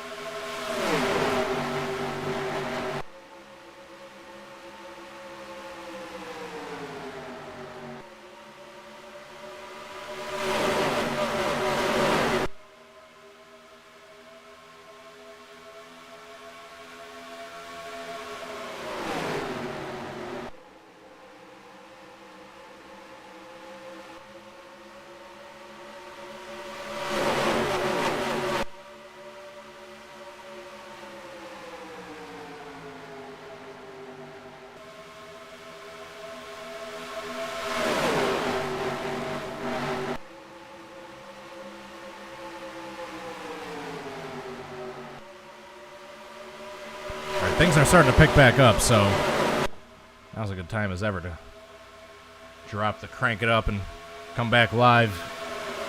So we got Ryan Blaney challenging Stenhouse for the lead. Blaney, baby. Peeks to the inside, getting an arrow push from his teammate. Blaney back to the lead after leading a lap earlier. Oh, we got Todd Gilliland down to the apron on the front stretch.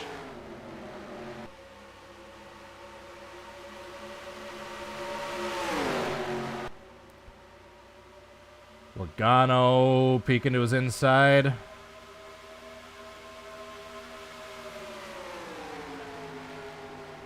Oh, Logano might get it here if he can get a good run in 4. He's gonna catch him a bit, but nope, not quite there. And don't look now, but up into around 6th position. He's been outside of the top 20 most of the day, I believe, but look at Kyle Larson, the number 5. The reigning champion. He's making his way up front. So like I said, I didn't really want to even mention him being that far back still in the leader board, but I just figured I'd mention that he's just been so far back up to this point that it was worth mentioning that he's now just hovering right outside the top 5. I believe he is in 5th now. Penske is sitting 1 and 2. Bowman's in 10th, so you got 3 Hendrick cars in the top 10. As disappointing as that is for Elliott and what happened to him earlier, getting caught a lap down. It's probably a good consolation for the rest of the Hendrick team that the rest of the team is sitting in the top 10. Oh, that was close. They were almost 4 wide for the lead. They're 3 wide for second. Goodness gracious. Things are picking up here with under 60 laps to go.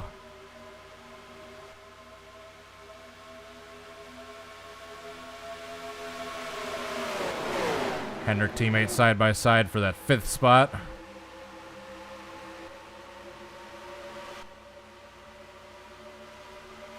Now back up front. Battle for second continues.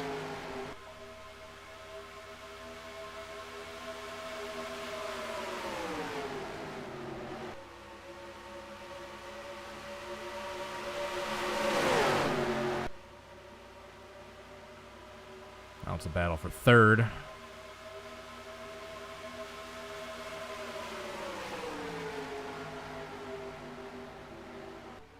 They'll have to pit one more time. Probably in about 20 laps or so, and then that should be the final pit stop for them until the end of the race.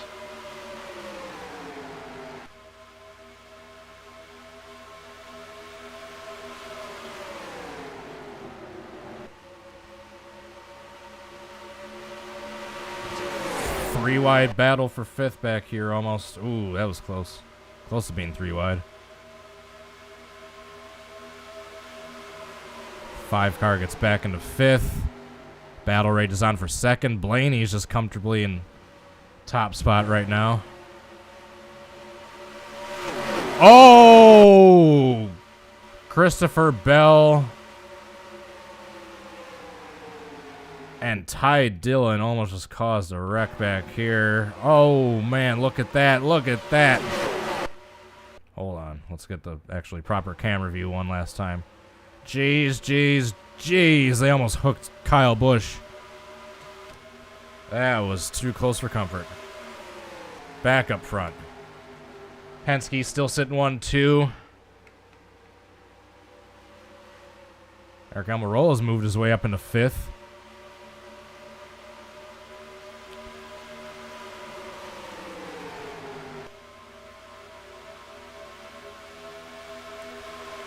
Whew, that was close. Between Bell and Dillon. Oh, we got a lapper. We got lappers. We got our first real lap traffic we're having to encounter of the day. Which is surprising. It's the 2 damaged cars from earlier's wreck. And they're coming up on him quick. Oh, they're coming up on him side by side nonetheless. Logano and Stenhouse are going to go to the bottom. Blaney is going to get caught up top. Stuck behind him unless he can get down to the bottom here. Oh, this is going to bunch things up. This is going to bunch things up. Oh, boy.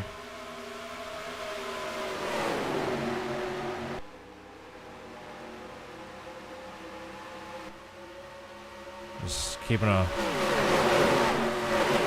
lookout on these shenanigans behind here. Making sure no one gets wrecked.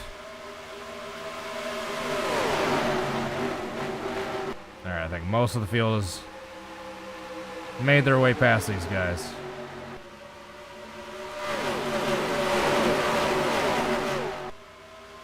Alright, most of the field has worked their way past the lappers. That's kind of evened things out up front. Or settled things out, I should say.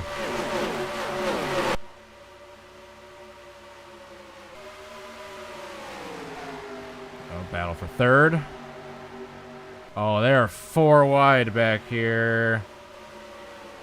Oh, there it is. There's the big one. Come on. Get caught on the right car. Oh, Bowman gets taken out by a lapper.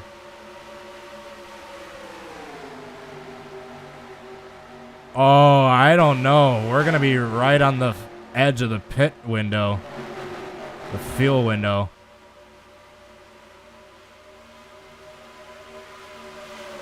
And Logano wins the race back to the line.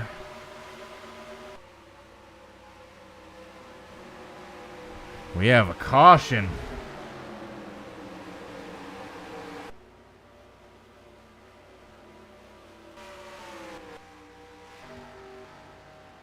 It's the big one. It's the one we've all been fearing. I'm assuming most of these guys are going to pit.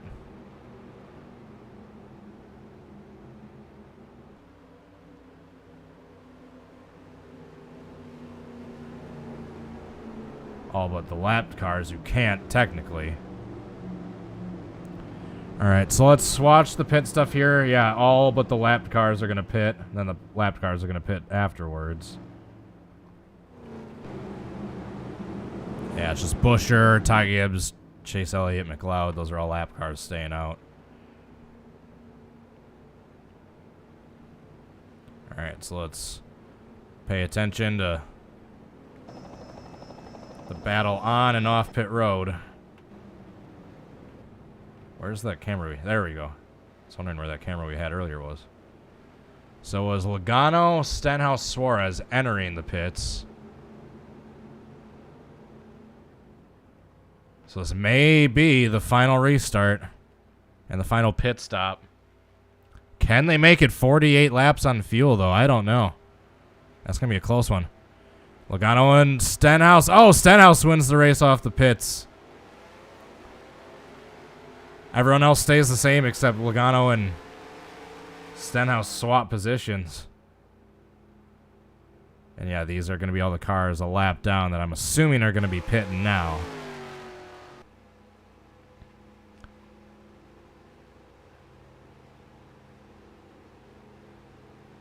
So once we...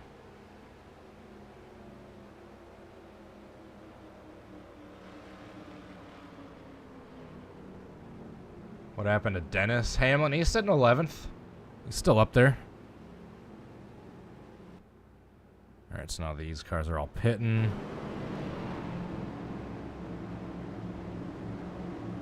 All the lap cars. So yeah, we shouldn't have any lap cars in the way. Poor Chase Elliott getting stuck a lap down earlier. Yeah, Austin Dillon is out with an engine header issue after that wreck. All right. Let's go back and take a look. We'll take a look.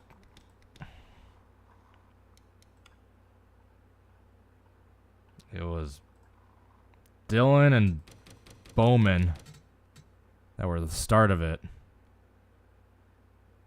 It all happened when they caught that lap traffic.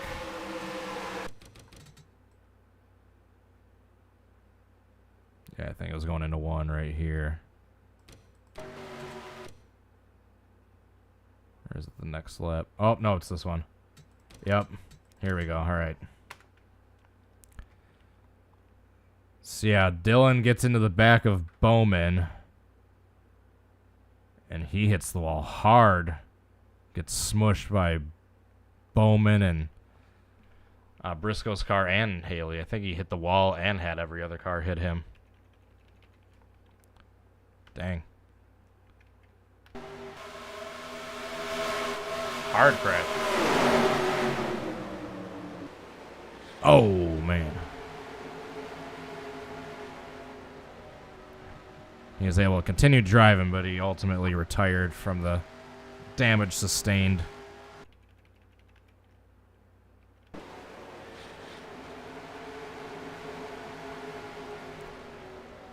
Briscoe and Haley were already off the pace, and Bowman didn't take an extraordinarily huge hit.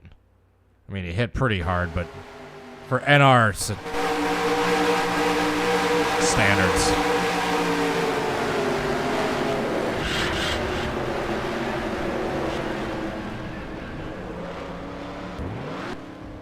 For NR standards, it wasn't that huge of a hit.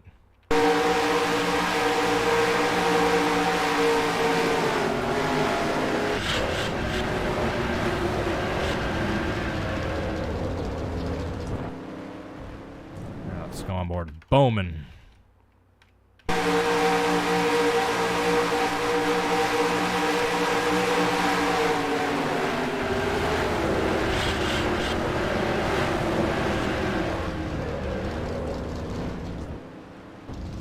Alrighty, our fourth wreck of the day.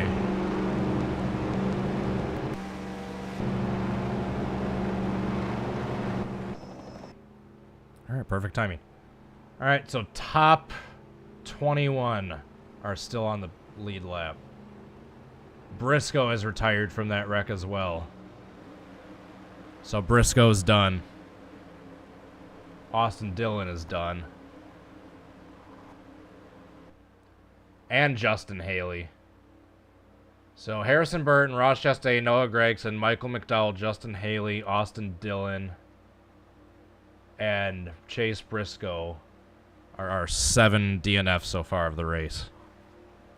The top 21 will be restarting on the lead lap here. It's going to be 46 laps to go. That is going to be right on the fuel window.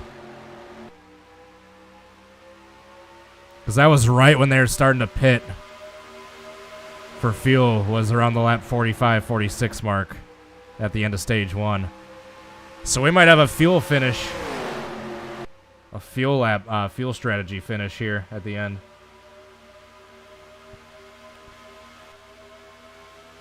See all the lap cars just fanning out in the back. And they're probably going to catch the lappers a few times in this final segment of the race. Here comes Logano looking to the bottom. Logano's gonna lead first lap after the restart. Penske trying to go back to 1-2.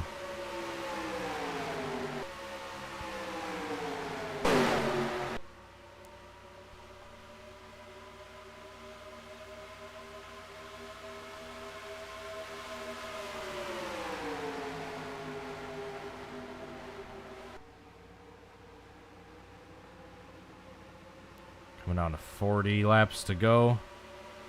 Oh, we got another caution. We got another caution. This one's going to be a big one. This one's going to be a big one. Cindric went around in front of the field. Maybe not as big as I thought.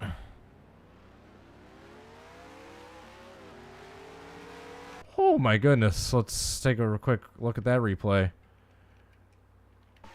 Oh, Ty Dillon getting his revenge for the Indy no brakes incident. No brakes into Larson, but he just takes himself and Cindric out. Decent hit. Oh, all 3 Joe Gibbs cars crashed into each other there. Or 3 Joe Gibbs cars, not all 3. The only one missing was Truex. Oh, close call. Couple close calls there. I thought for sure someone was going to be piling in. They should be able to continue onward. But cautions breed cautions. We're going to have another restart. Joey Logano back to the lead.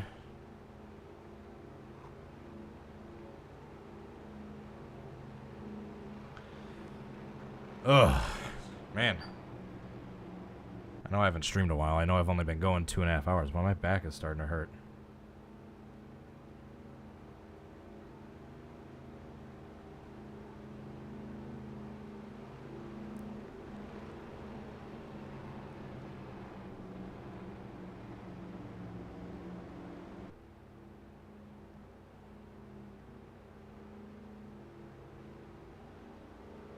So Larson is able to keep going out of that after nearly getting turned. As it looks right now, your top 10 running order is Joey Logano, Ricky Stenhouse Jr., William Byron, Ryan Blaney, Daniel Suarez, Martin Truex Jr., David Gillen still having a really strong run, Bubba Wallace, Eric Jones, and Cole Custer is your top 10 as it looks right now. Well, this caution probably just eliminated the chances of them needing to pit. Oh, who was that I heard? Full throttle. Oh, it's Dennis. It's Dennis Hamlin getting back to the tail end of the pack after getting his damage fixed up. So not a great day for Joe Gibbs Racing. Got Truex just barely outside the top 5, but that's their only saving grace right now.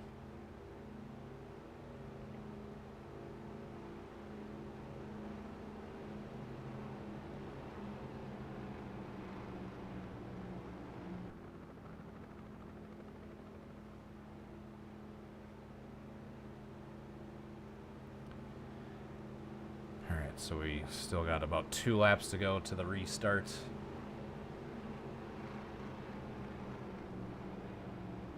Still have 21 cars on the lead lap.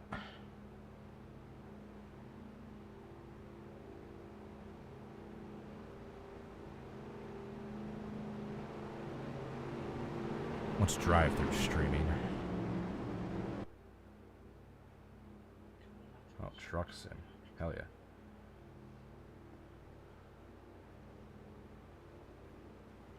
Alright.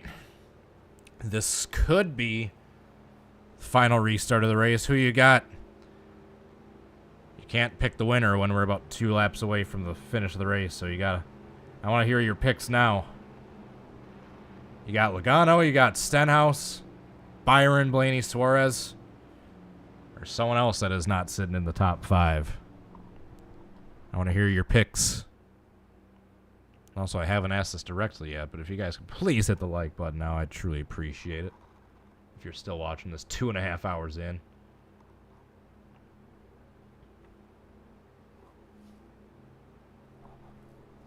So poor Elliott's just been behind the 8 ball ever since he got caught a lap down. He's sitting 25th right now.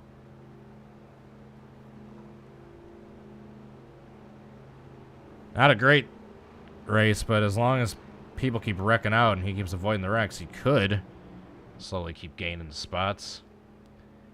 I mean, Elliott, if this is the real-life points race we were talking about right now, he, I mean, he has like 4 wins on the season. He's sitting top of the standing, so if he hasn't won one race, I'm sure it's not going to kill his playoff chances. So this next time by, we're going to have a restart with 40 laps to go. Going to be 80% of the way complete. 160 laps in, 40 to go.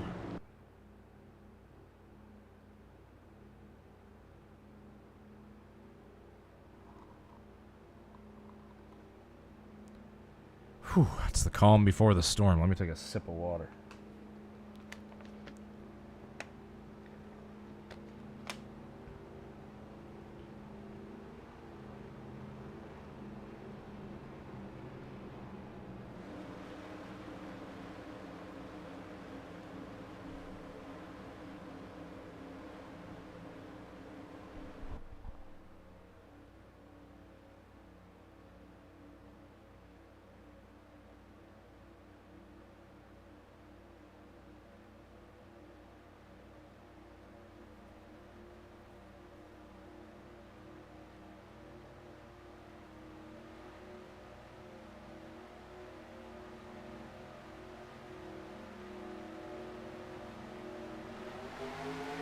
And we are back green. Joey Logano leads him back green. He's got Stenhouse right on his bumper.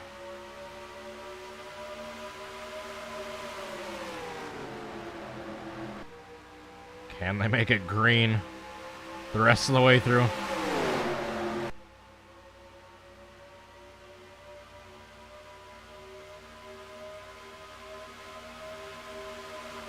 Single file for the moment, but they're all just building up their momentum.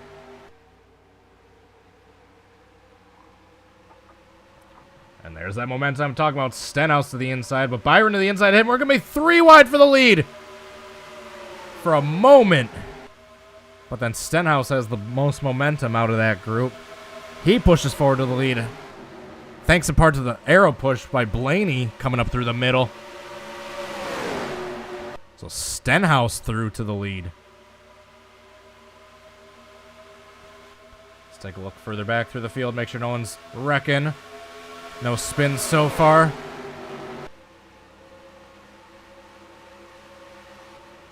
Oh, man. Blaney pushed up.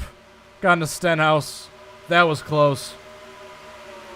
Holy cow.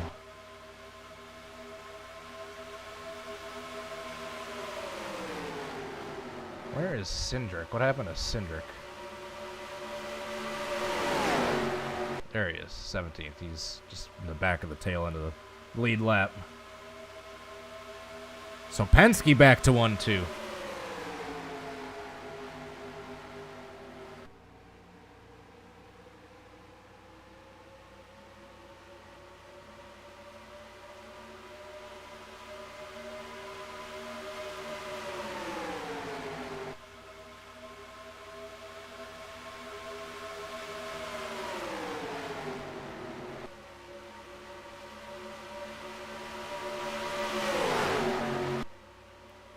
Sorry, I'm texting a meal order for someone.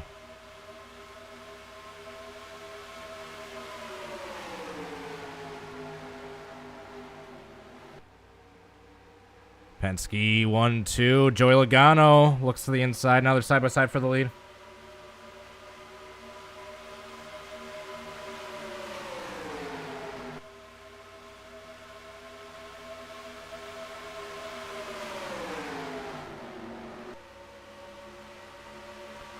Man, things are heating up. Blaney to the front.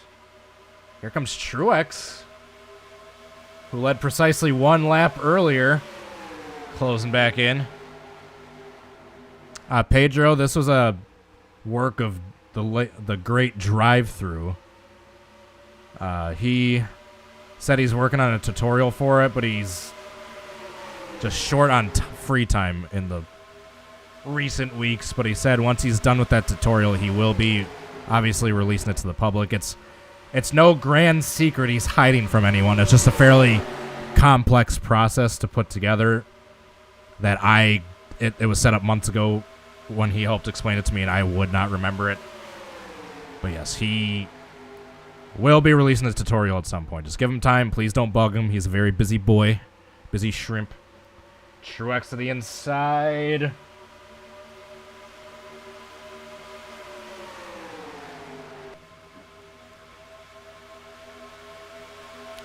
Doesn't make the momentum work.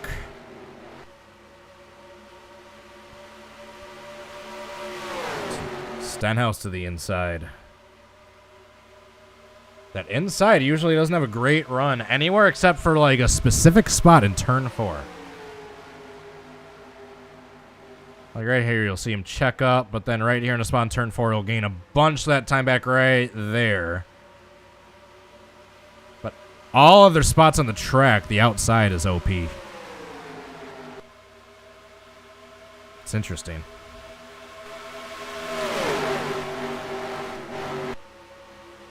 Alright, we're coming out on 30 laps to go. A little bit more, but there's not too much time left in this race. Top 6 have broken away from the rest of the pack a bit. I'm sure they're going to be coming up on some lap traffic shortly. Oh, Truex almost just pushed up into Blaney. That was close.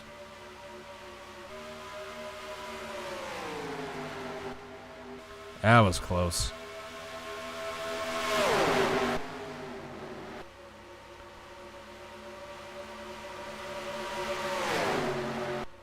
Alright, you can see a lap car at the end of the back straightaway.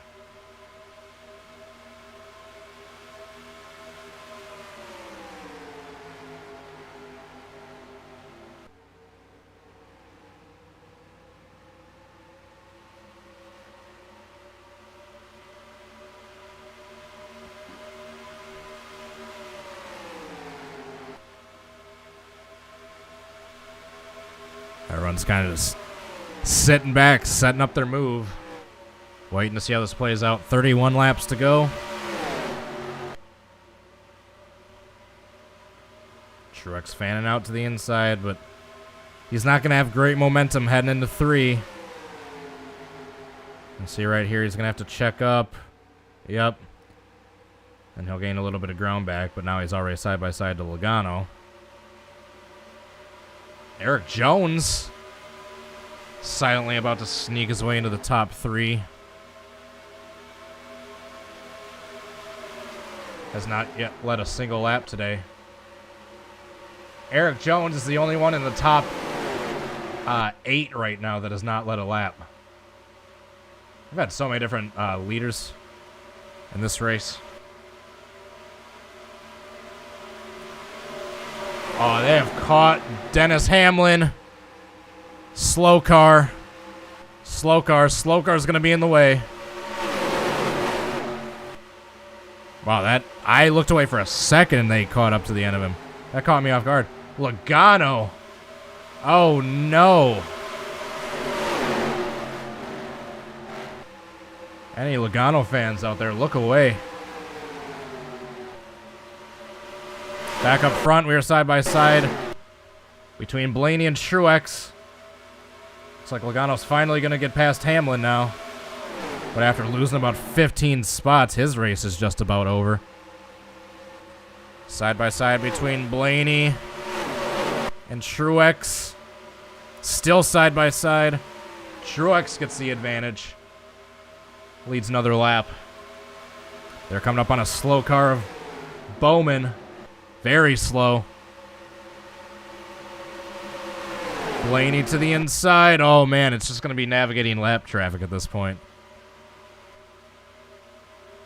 Truex has plenty of move to get by on the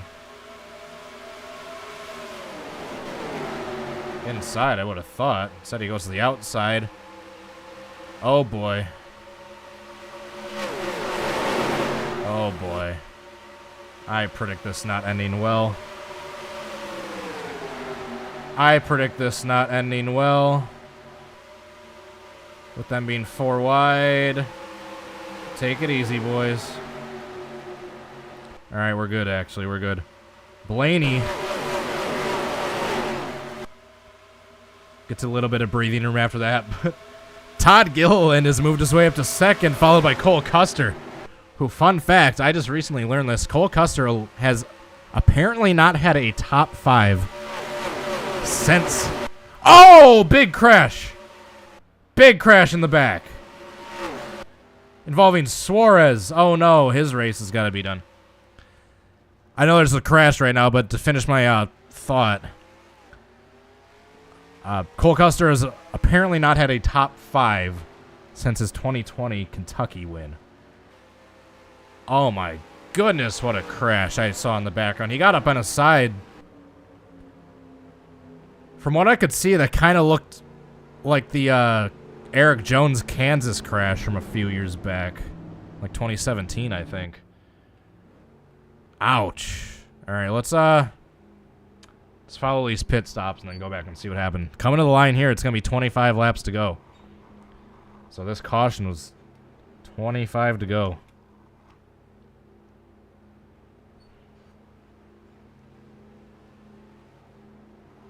What a hit. LaJoy has since DNF'd. He's out of the race. I think that happened like 5 laps ago or so. Oh, no one's pitting. Unless they didn't want to. Oh, they're just not pitting. They're staying out. I respect it. All right, let's see what happened to Suarez then.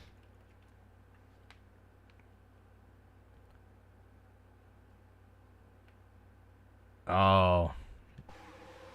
Bowman. It was Bowman. He was sandwiched in between 2 lap cars. I was talking about Ty Gibbs. Oh. Yeah, I just... Right here is like what I saw. Like he was up on his side for a brief moment. Alright, so let's... He just pushes up. That... I mean, that's kind of on Suarez, as slow and off pace as Bowman was. I mean, Bowman was kind of as far up as up the track as you can go. And you could argue that he probably wasn't making minimum speed by that point, but...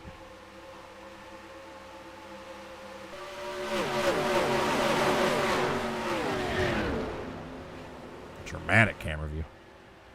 I'm surprised. I'm thankful that none of the crashes have, like, been cheesed up to be, like, huge pileups where people just come piling in. There was that one small pileup where with Harrison Burton and Michael McDowell, but that was the worst we've had.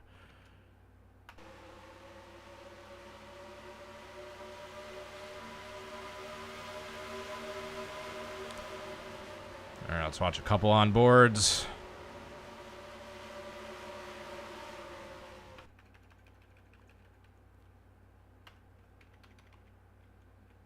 Turn my volume down so I don't blow my ears out. Like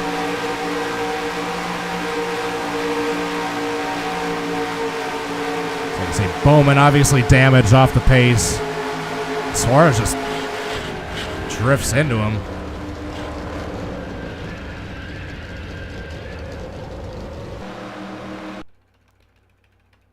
I don't know if you can put that one on Bowman.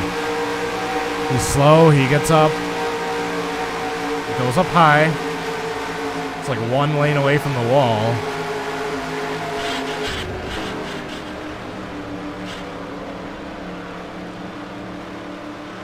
Damn.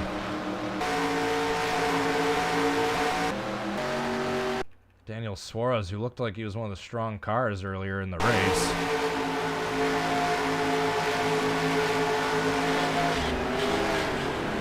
Pushing it a little too hard to get back up to the front. Takes himself out. We had both cars airborne here for a sec. Yeah, look at that. Suarez is on his side, and Bowman has the entire ass end off the ground. BJ McLeod gets a small piece of it. He's already a lap down.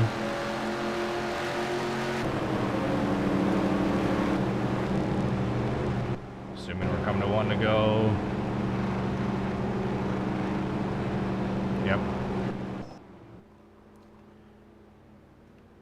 Alright, we're gonna have 22 laps to go on this restart. Can Todd Gilliland pull off the upset?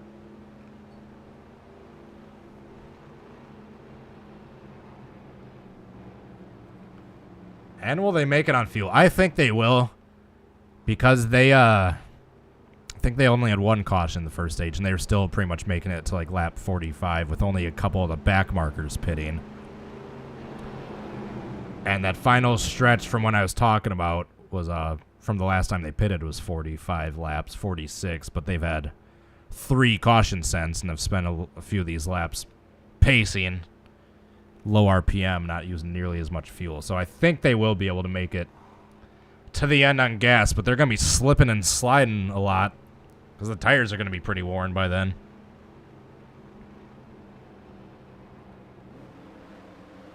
So Blaney, Todd Gilliland, Cole Custer, Truex Jr., Bubba Wallace, Stenhouse Jr., Austin Hill, Eric Almirola, Kyle Larson, and Kevin Harvick. That rounds out your top 10. We'll have 22 laps to go on this restart. I know I said I wanted to hear your picks earlier, but let's hear them one last time. Let's hear your picks. I know we got some new people joining in, I'm sure, as we get closer to the end. Let's hear your picks of who you want to see win this one. All right, just about ready, and we are back green. Todd Gilliland got a good jump. He's right on the rear bumper of Logano. Let's go helicopter view for the first couple laps of this restart. Todd Gilliland to the bottom. Oh, he makes the pass. Oh, no, he's not going to have any drafting help, though.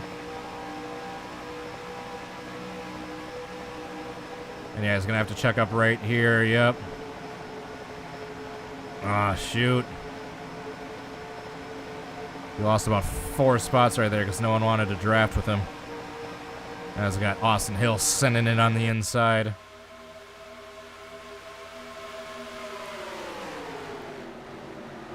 Cole Custer currently sitting on the hot seat. There's lots of speculation that Kyle Busch might replace his ride, or might replace him for his ride at Stewart-Haas Racing. Like I mentioned earlier, that fun fact that I heard, that he has allegedly not had a top 10, or a top 5, excuse me, since his win at Kentucky a few years ago. Sure, he's looking to turn things around. Currently sitting third with a chance to win this thing with 20 laps to go. Bubba Wallace had a great restart. He's up to second.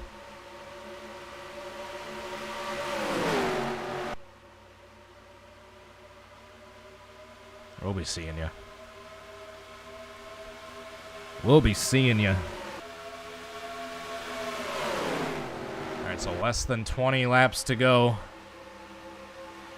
It's all or nothing now.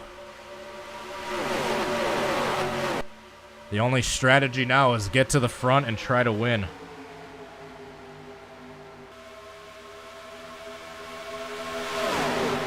Custer's sitting right on the tail of Blaney. With a good push from Stenhouse. Can he make a pass here? Todd Gilliland's fallen back to 6th after that not-so-great restart. Oh, he's going to close in a bit. Not yet. 18 to go. When's your next game racing again? What do you mean? Like where I'm actually driving? Whenever my next Can I Recreate is. Probably early this upcoming week. Once I get back from this next work trip. Which is not a long one. It's a very short one. As far as my work trips go. Let's take another aerial look at this battle. Eric Almirola gets a good run. They're 3 wide for 3rd place. For a moment. Bowman has officially retired, by the way, so I don't know if I ever pointed that out, but Bowman has DNF'd. He is the 9th DNF of the day. There are 28 cars that remain on track. 19 of them being on the lead lap. Oh, they're pushing up. We're 3 wide for 2nd. Stenhouse finds himself in an SHR sandwich.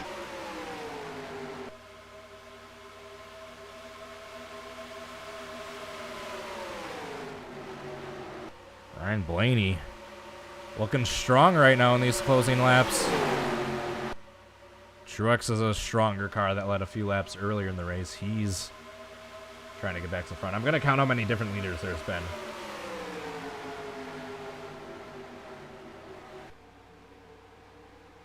There have been 14 different leaders in this race.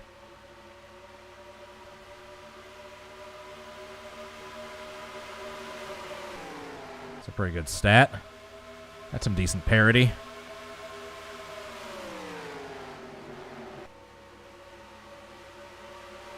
Alright, the laps continue to wind down. Will lap traffic be a factor? I'm sure it will. I'm sure it will.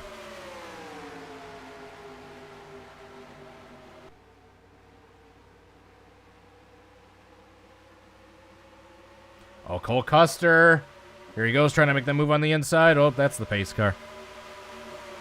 Oh, but he has to get off the gas.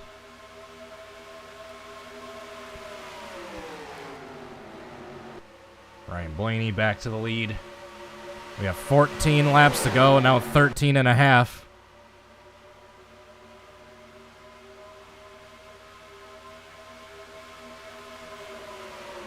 Todd Gilliland showing that his strong run isn't a fluke. He's fighting his way back to the front. Got a strong battle for the top 5 there. Remember, Chris Buescher is a lap down. He's the first car not on the lead lap.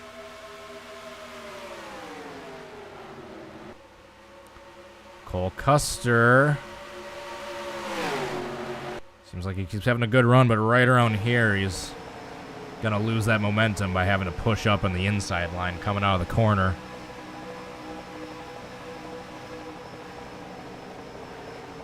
And let's see what happens here. Get some of that momentum back. Oh, he almost wrecked back here with Austin Hill and Chris Buescher. Just take a really quick look at that. Yeah, he hooked him and almost went into the 38 car. That was close.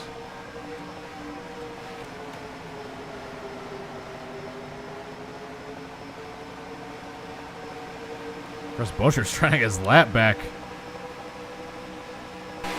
Whoops, he doesn't care that we're like 13 laps away from this thing being complete. He's like, heck, I want to be on the lead lap.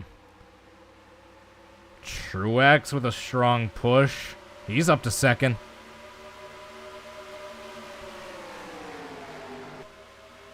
He's not in the draft, though.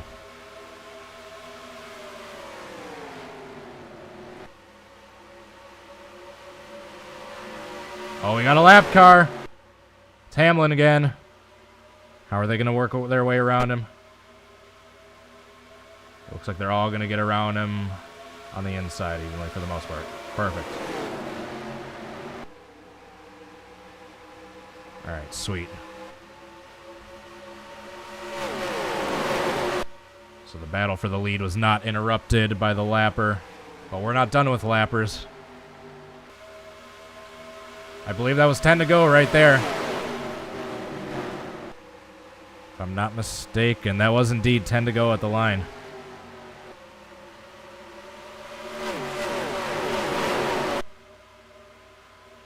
Oh, they're shuffling around back there, around 10th spot. Blaney continuing to have a strong run. A little bit of breathing room now. So come down to 9 laps to go.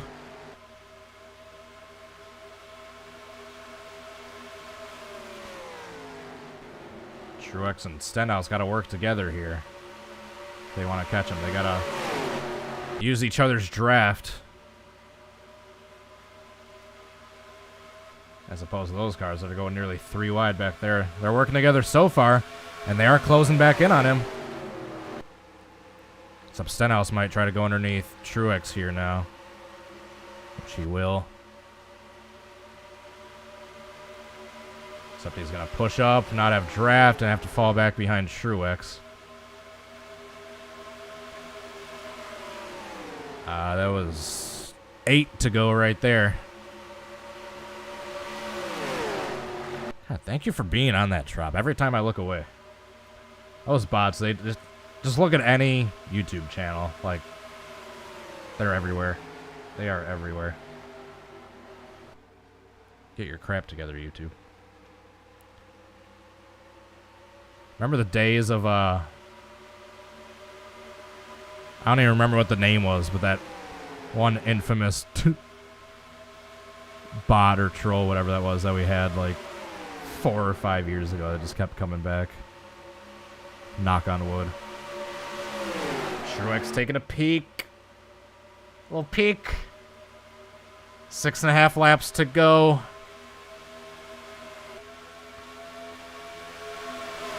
Where's the next lapped car? Not for a bit yet. Sweet. Oh, Truex! Oh! He is right there.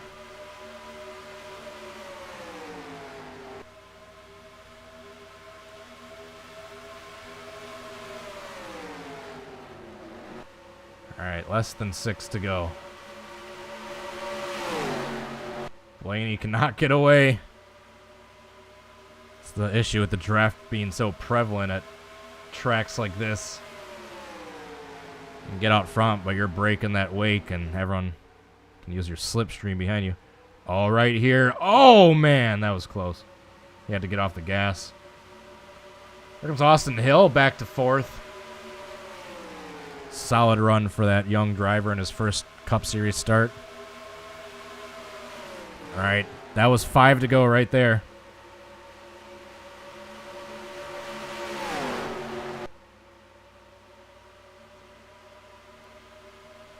It's the calm before the storm once again.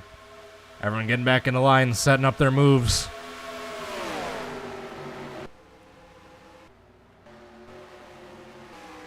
Alright, I don't think we will have a lapper to deal with. I think it's just going to be a pure battle from here on out. 4 laps to go.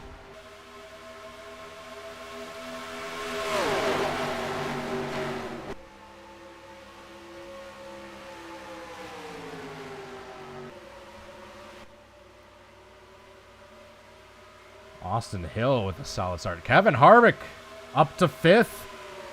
Desperately searching for his first win of the year to get into the playoffs. Kevin Harvick currently sitting in that 5th spot. Kind of coming out of nowhere with 3 laps to go. Stenhouse and Hill battling side by side for that 3rd spot.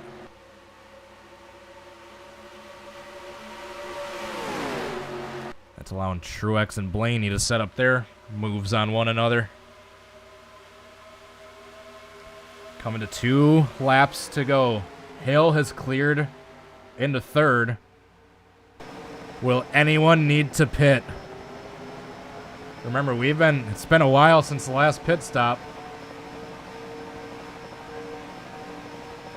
2 laps to go. 2 to go. Can anyone get past that 12 car? If a caution comes out here, the race is over. Can anyone catch the 12? Looks like it's going to be only Truex or Hill is going to have a chance to do it at this point. Here comes Austin Hill. Austin Hill with the run. But he's not going to be in the draft. So they're going to be side by side going into the corner here. White flag for Blaney.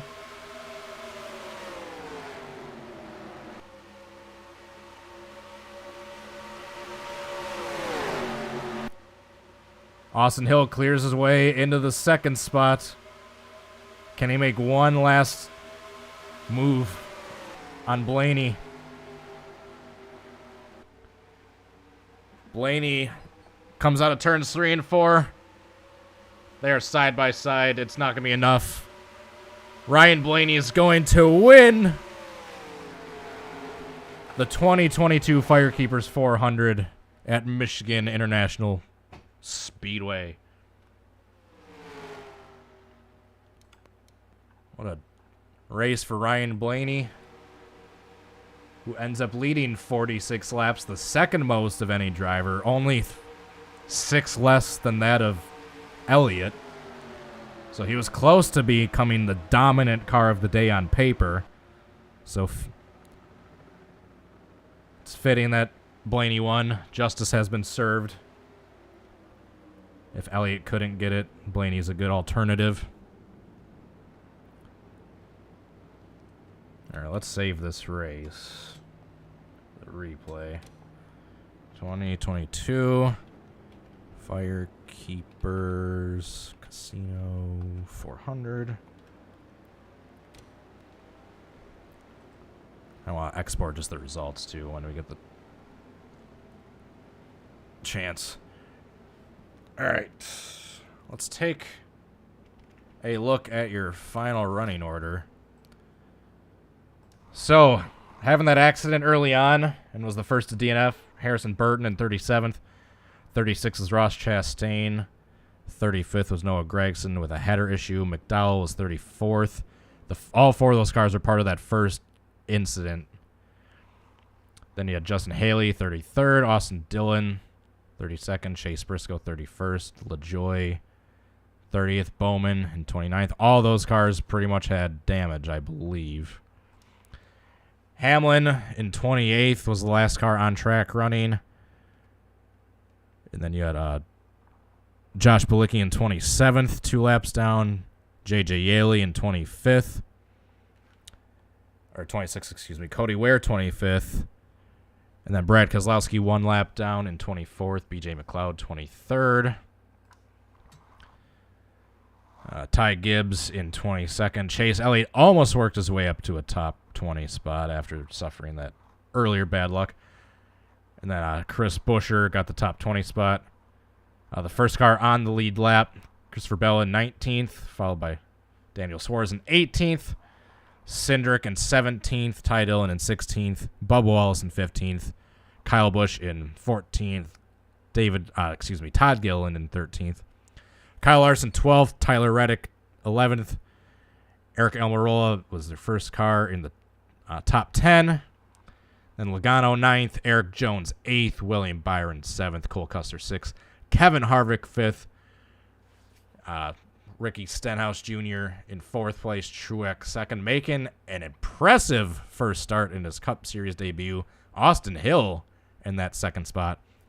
And winning the 2022 Firekeepers Casino 400 is the Penske driver, the number 12, Ryan Blaney. All right, so we will do our burnouts here in just a second.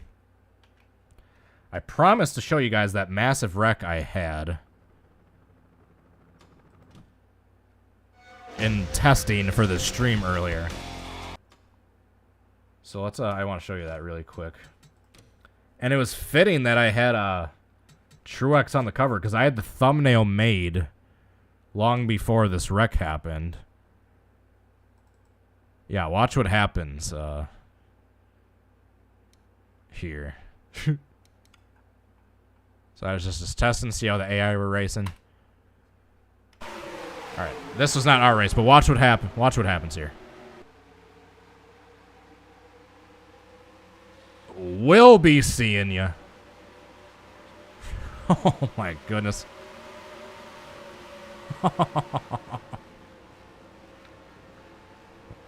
Once again, this is not the race we just simmed. This is like a test session I did earlier today, just with seeing how the AI raced together. But I was like, holy cow.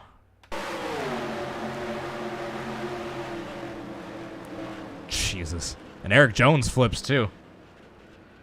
I was flipping a bunch actually.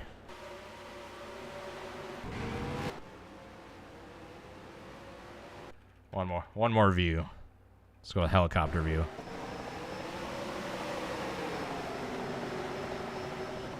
Oh, no, we missed the start. There we go. You see Truex just send it in on Chastain up there. Boom! Hits the fence. I'm glad nothing like this happened in our race, to take out like half the field just in a cheesy way.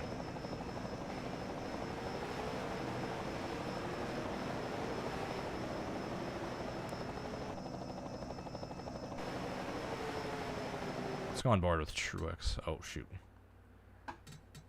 I'll have that for a future unrealistic crash comp, and I'll go on board with Truex then. All right, Blaney. Blaney, baby. We'll just do our damn burnouts and then let you guys continue on with your evening.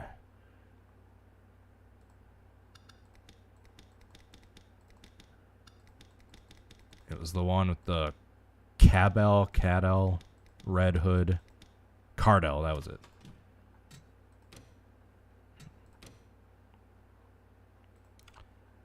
Down to Michigan. Yeah, it was the 2019 version I was using. This one. I'll post the links shortly after I get done streaming here. I know I forgot to before, and I apologize. Oh no, we're cloudy. Can't do cloudy. Alright, let's go burn it down, Ryan.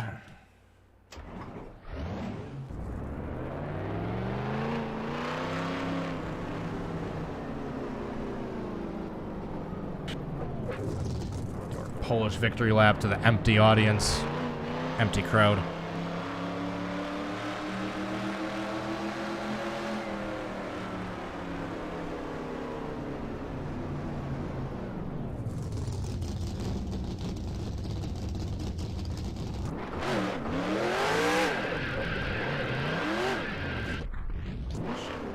Screw that up. There we go. Hell yeah, burn it down.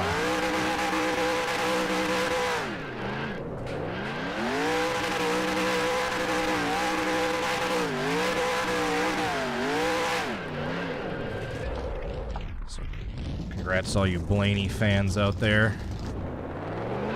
If the race on Sunday is half as exciting as this one was, I'll be happy. So yeah, I'll be excited how the first race will be in this next-gen car at Michigan.